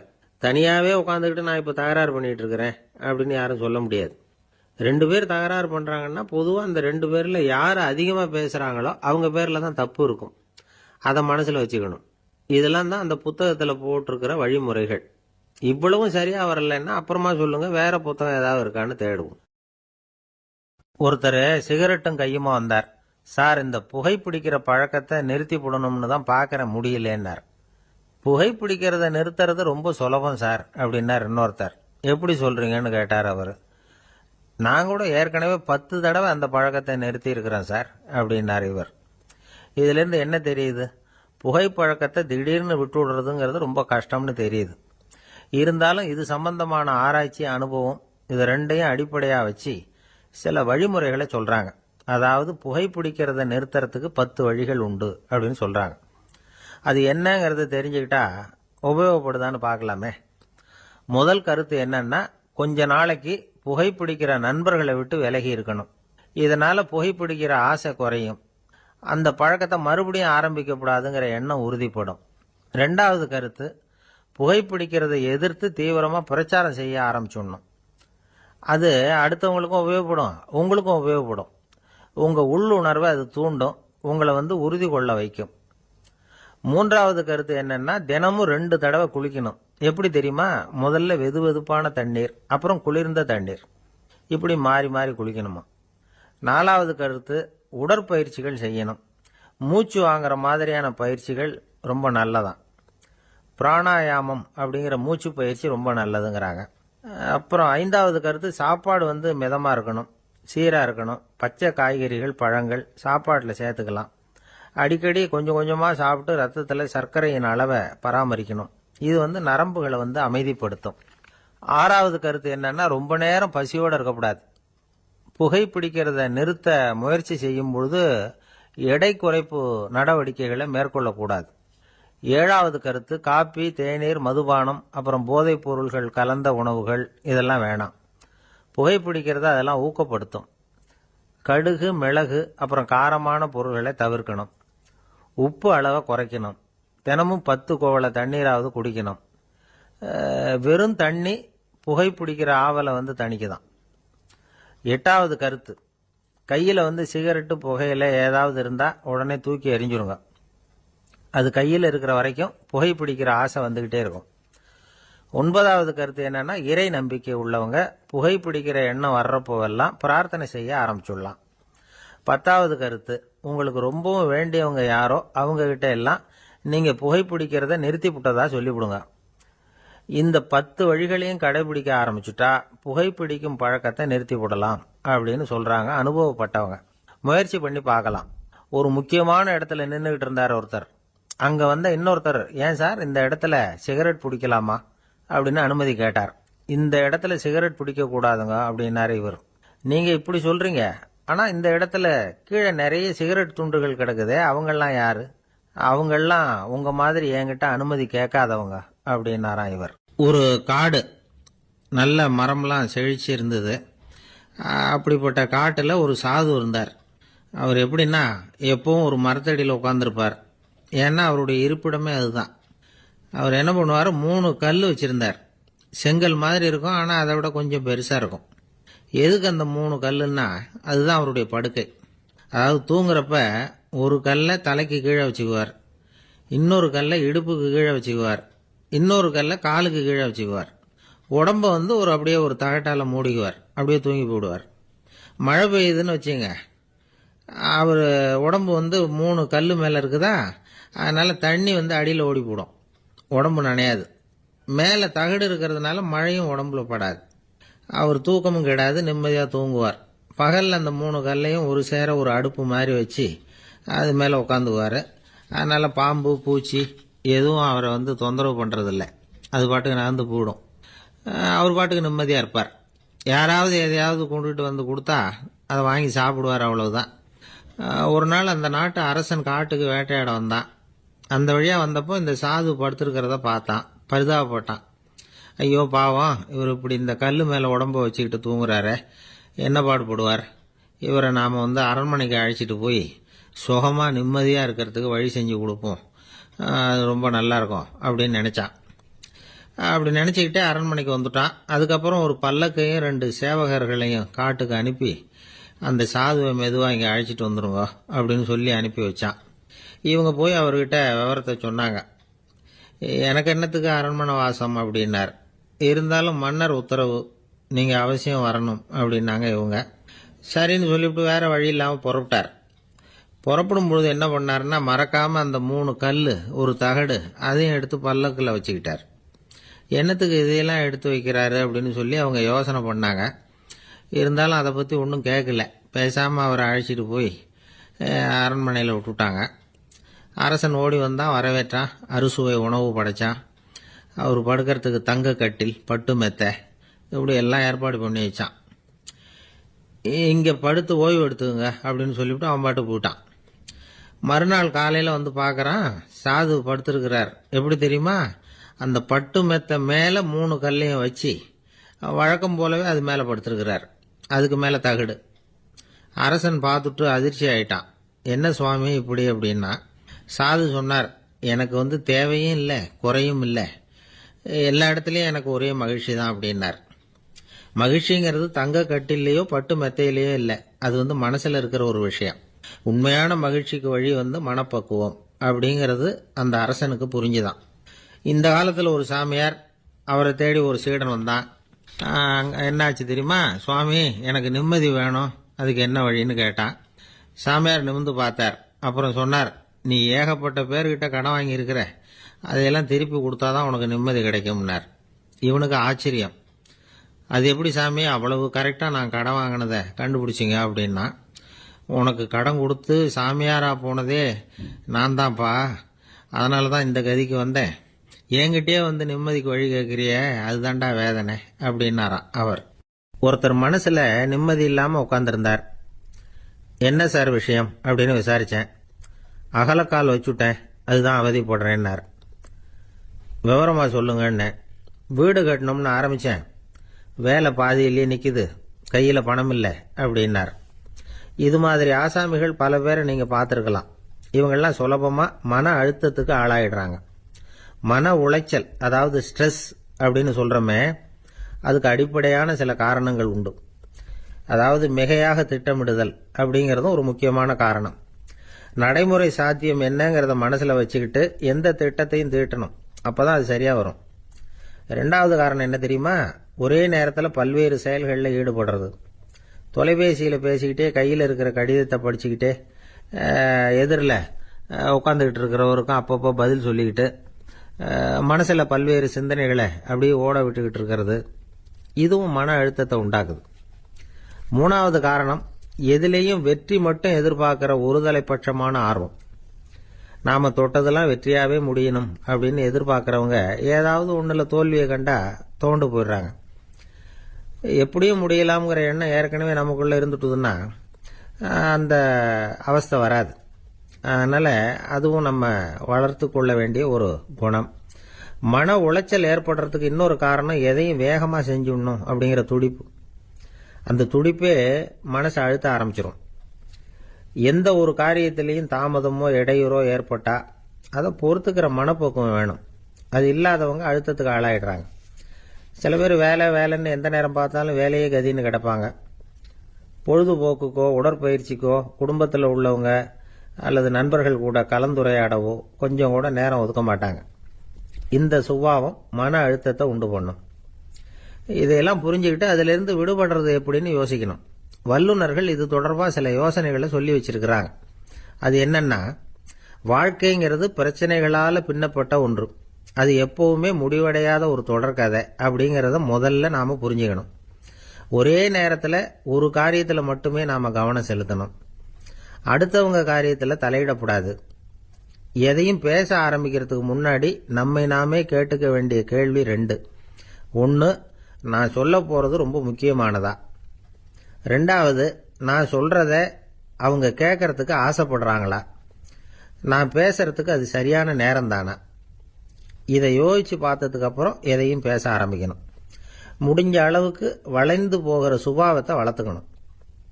நம்ம நேரம் விலை மதிப்பு இல்லாதது, அதை வீணாக்கக்கூடாது. சிரிக்க தெரியலனாலும் பரவாயில்ல, முகத்தில் கொஞ்சம் புன்முறுவலாவது காட்டணும். இதெல்லாம் ரொம்ப முக்கியம். அடுத்தவங்க ஏதாவது செஞ்சா உடனே நன்றி சொல்ல மறக்கப்படாது. தினமும் கொஞ்ச நேரத்தை தனிமையில செலவு பண்ணணும். மன உளைச்சல்ல இருந்து விடுபடுறதுக்கு 3 முக்கிய வழிகள் சொல்றாங்க. அதை சுருக்கமா ரெட் அப்படின்னு சொல்றாங்க. RED ஆங்கில எழுத்துல. அந்த முதல் எழுத்து R, அது என்னன்னா ரிலாக்ஸேஷன், அதாவது இடை ஓய்வு. ரெண்டாவது E வந்து எக்ஸர்சைஸ், உடற்பயிற்சி. மூணாவது டயட், திட்டமிட்ட உணவு முறை. அதனால தியானம், மூச்சு பயிற்சி இதெல்லாம் வந்து இந்த இடை ஓய்வுக்கு வழிகள். எந்த வேலையையும் தொடர்ந்து செய்யக்கூடாது. எல்லார்கிட்டையும் கலகலப்பா பழகணும். மாசத்துக்கு ஒரு நாளாவது குடும்பத்தோட வெளியில போயிட்டு வரணும். சுலபமான உடற்பயிற்சிகளை செய்யலாம். உடற்பயிற்சிங்கிறது நமக்காக நாம செய்கிற ஒரு நீண்டகால முதலீடு அப்படின்னு சொல்லுவாங்க. அதாவது லாங் டேர்ம் இன்வெஸ்ட்மெண்டா. அளவோட சாப்பிடணும், மெதுவா சாப்பிடணும். இதெல்லாம் கொஞ்சம் மனசுல வச்சுக்கிட்டு நடந்துக்கிட்டா மகிழ்ச்சியா வாழலாம். சில பேர் சாப்பாட்டு விஷயத்துல ரொம்ப அக்கறை எடுத்துக்கிறது உண்டு. ஒரு குண்டு ஆசாமி சாப்பிட உட்கார்ந்தார். முதல்ல ஒரு மாத்திரை சாப்பிட்டார். எதுக்குன்னு கேட்டோம். பசி எடுக்கிறதுக்குன்னார். சாப்பிட்டு முடிச்சார். பிறகு மறுபடியும் ஒரு மாத்திரை சாப்பிட்டார். இது எதுக்குன்னு கேட்டோம். சாப்பிட்டது ஜீரணமாகறதுக்கு அப்படின்னார். ஒரு வயசான அம்மா தெரு வழியா போயிட்டு இருந்தாங்க. அவங்க கையில என்னத்தையோ வச்சுக்கிட்டு அதை அடிக்கடி பார்த்துக்கிட்டே இருந்தாங்க. ஒருத்தன் மெதுவா அவங்க கிட்ட போய் கையில் இருக்கிறது என்ன அப்படின்னு எட்டி பார்த்தான். பார்த்தா அவங்க கையில 4 பல்லு இருந்துதான். இவன் ஆச்சரியமா அந்த அம்மாவை பார்த்தான். ஏம்மா, உனக்கு என்ன பைத்தியமா? ஏது இந்த பல்லு? இதை என்னத்துக்காக கையில வச்சுக்கிட்டு அலைஞ்சிக்கிட்டு இருக்கிற அப்படின்னு கேட்டிருக்கான். அதுக்கு அந்த அம்மா விவரம் சொல்ல ஆரம்பிச்சாங்களாம். இதை பாருப்பா, எனக்கு ஒரு மகன் இருந்தான். அவனை ரொம்ப செல்லமா வளர்த்தேன். அவனை தரையிலேயே நடக்க விடுறதில்ல. எப்பவும் தூக்கி வச்சுக்கிட்டு இருப்பேன். அவன் நல்லா பெரியவனாகி பள்ளிக்கூடம் போறப்ப கூட அவன் புஸ்தக மூட்டையை நான் தான் சுமந்துக்கிட்டு போவேன். பார்க்குறவங்க கூட கேலி பண்ணுவாங்க. ஏம்மா, படிக்க போறது நீயா உன் பிள்ளையான்னு கேட்பாங்க. அவன் இன்னைக்கு எவ்வளவோ பெரிய மனுஷன் ஆயிட்டான். வெளிநாட்டில் பெரிய உத்தியோகத்தில் இருக்கான். சமீபத்தில் இங்கே வந்துட்டு போனான். ஒரு நாள் ஏதோ கோபத்தில் என்ன அரைஞ்சுட்டான். அப்போ இந்த 4 பல்லும் கீழே விழுந்துட்டுது. இன்னமும் கூட விழுந்திருக்கும், ஆனால் பல்லு தான் இல்லை. என் புள்ள அரைஞ்சதுனால விழுந்த பல்லு இல்லையா அது. அதனால இதை எப்பவும் என் கையிலேயே வச்சுக்கிட்டு ஆசையோட பார்த்துக்கிட்டு இருக்கிறேன். அவன் தான் வெளிநாட்டுக்கு போட்டான். அவனை பார்க்க முடியாத ஏக்கத்தை நான் இந்த பல்லை பார்த்து போக்கிக்கிறேன் அப்படின்னு நாங்களாம் அந்த அம்மா. இந்த கதை எதுக்காகன்னா, தாய் அன்பு அப்படிங்கிறது எப்படிப்பட்டதுங்கிறத புரிஞ்சுக்கிறதுக்காக. கல்யாணம் ஆனதுக்கு அப்புறம் தாயை மறந்து விடுறவங்க எத்தனை பேர் இந்த உலகத்தில்? அவங்க காதில் விழணுங்கிறதுக்காக தான் இந்த தகவல். ஆனால் ஒரு விஷயம் மட்டும் நல்லா புரிஞ்சுக்கணும். தாயை மதிக்க தெரிஞ்சவங்க தான் இன்னைக்கு வந்து வாழ்க்கையில் எல்லா விதத்துலையும் முன்னுக்கு வந்திருக்கிறாங்க. வேணும்னா விசாரிச்சு பார்த்துக்குங்க. இன்னொரு அம்மா இருந்தாங்க. அவங்க தினமும் ஒரு கோயிலுக்கு வருவாங்க. சாமியை பார்த்து, கடவுளே, நான் இறந்து போனால் நரகத்துக்கு போகணும் அப்படின்னு வேண்டிக்குவாங்களாம். எல்லாரும் சொர்க்கத்துக்கு போகணும்னு தானே கடவுள்கிட்ட வேண்டிக்குவாங்க.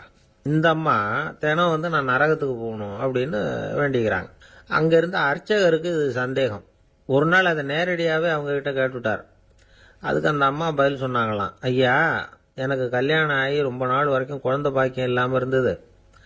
கோயில் குளம் எல்லாம் சுற்றி வந்தேன். ரொம்ப நாள் கழித்து ஒரு குழந்தை பிறந்தது, ஆண் குழந்தை. அவனை நான் ரொம்ப செல்லம் கொடுத்து வளர்த்தேன். அதோட விளைவு என்ன ஆச்சுன்னா, அவன் ரொம்ப மோசமாக ஆயிட்டான். கெட்ட பழக்க வழக்கம்லாம் கற்றுக்கிட்டான். அவன் இறந்து போனால் நிச்சயம் அவனுக்கு நரகம்தான் கிடைக்கும். அந்த அளவுக்கு கெட்டவன் அவன். அப்படிப்பட்ட காரியங்கள்லாம் பண்ணிகிட்டு இருக்கான், எனக்கு தெரியும். இவனுக்காக நரகத்தில் கூட யாரும் தயவு காட்ட மாட்டாங்க, தாட்சண்யம் காட்ட மாட்டாங்க. அதனால் இவனுக்கு முந்தி நான் இறந்து நரகத்துக்கு போயிட்டா அங்கே இவனை கவனிச்சிக்கலாமே, இவனுக்கு பணிவிடை செய்யலாமேன்னு பார்க்குறேன் அப்படின்னு நாங்களாம். அதனால தான் நான் நரகத்துக்கு போகணும்னு தினம் ஆண்டவனை வேண்டிகிட்டு இருக்கிறேன் அப்படின்னு கண்கலங்கி அந்த அம்மா சொன்னாங்களாம். அதுதான் தாய் உள்ளம்ங்கிறது. தாயின் பெருமையை வந்து சரியாக உணர்ந்துட்டா அவங்களுக்கு எப்பவும் எந்த கஷ்டமும் வராது. இது ஏதோ உபதேசத்துக்காக சொல்கிற வார்த்தை இல்லை, உண்மையான வார்த்தை. இந்த விவரத்தையெல்லாம் நண்பர் ஒருத்தர்கிட்ட சொல்லிகிட்டு இருந்தேன்.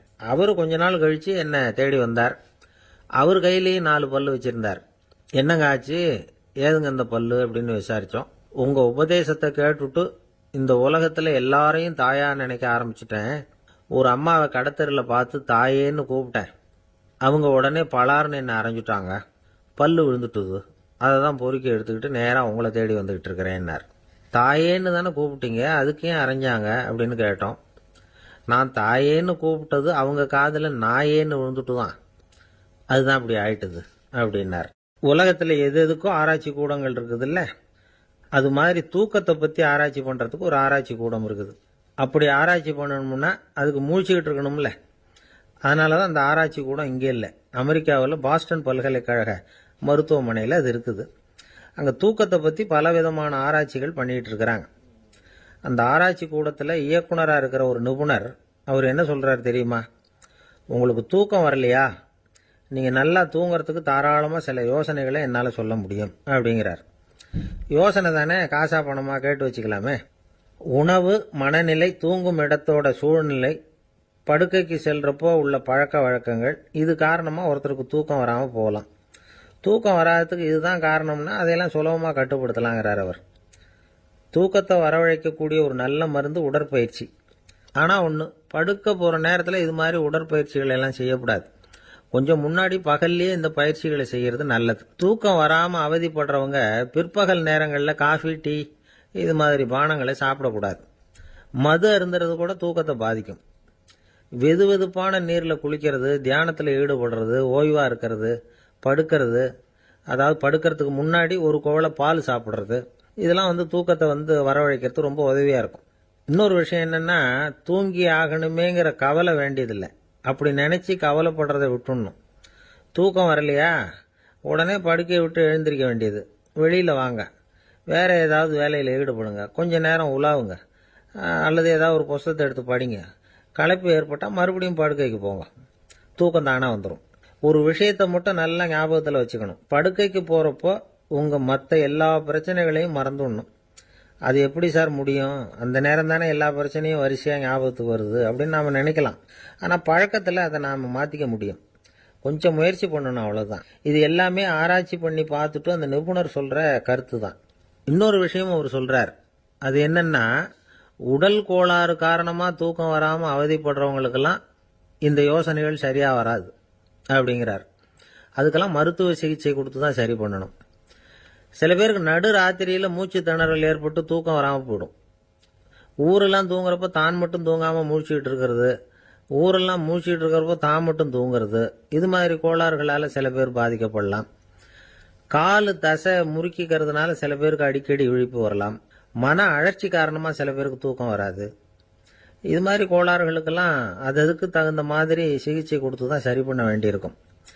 எந்த கோளாறும் இல்லாமல் தூக்கம் வரலைன்னா ஆரம்பத்தில் சொன்ன முறைகளை கடைபிடிச்சு பார்க்கலாம். தூக்கம் வந்ததுன்னா யோசனை சொன்ன அந்த நிபுணருக்கு நன்றி சொல்லலாம்.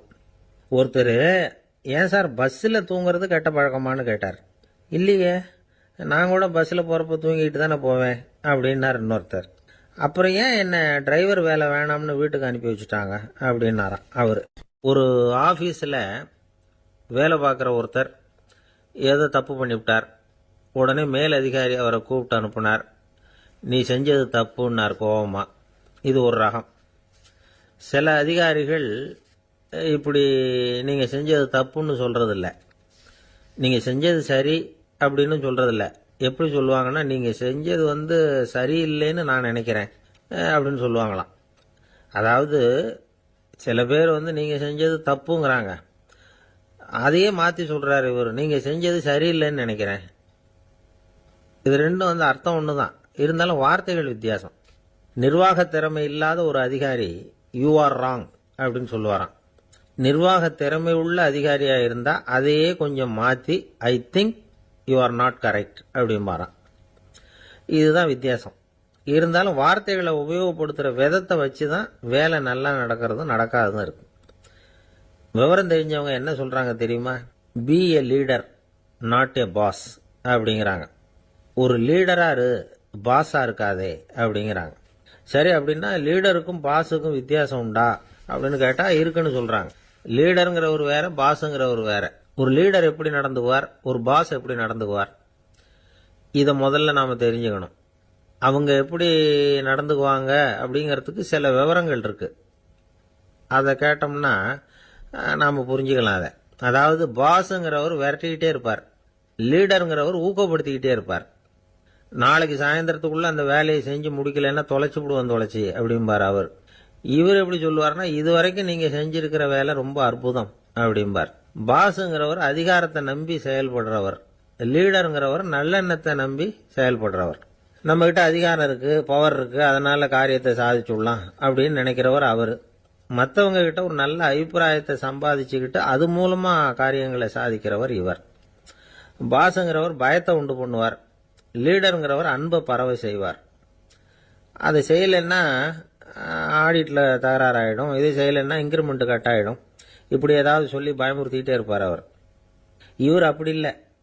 உடம்பு இப்படி இருக்குது, வீட்டில் எல்லாரும் சௌக்கியமாக இருக்கிறாங்களா, ஆஃபீஸில் எல்லாம் வசதியாக இருக்குதா, நான் ஏதாவது உதவி செய்யணுமா அப்படின்னு அன்புக்கு முக்கியத்துவம் கொடுப்பார். பாஸுங்கிறவர் எதுக்கெடுத்தாலும் நான் சொல்லிகிட்டு இருப்பார், லீடருங்கிறவர் நாமன்னு சொல்லிகிட்டு இருப்பார். பாஸுங்கிறவர் தப்புக்கு காரணம் யாருன்னு பார்ப்பார், லீடருங்கிறவர் தப்பு என்னன்னு பார்ப்பார். இதுதான் ரெண்டு பேருக்கு வித்தியாசம். The boss shows who is wrong, the leader shows what is wrong அப்படின்னு சொல்லுவாங்க. இந்த காரியம் எப்படி செய்யப்பட்டிருக்கு அப்படின்னு தெரிஞ்சுக்கிறவர் பாஸ். இந்த காரியத்தை எப்படி செய்யணும்னு செஞ்சு காட்டுறவர் லீடர். பாஸுங்கிறவர் பணியாளர்களை திட்டுவார், லீடர் மரியாதைக்குரியவராக நடத்துவார், அதுக்குரியவராக அவர் நடந்துக்குவார்.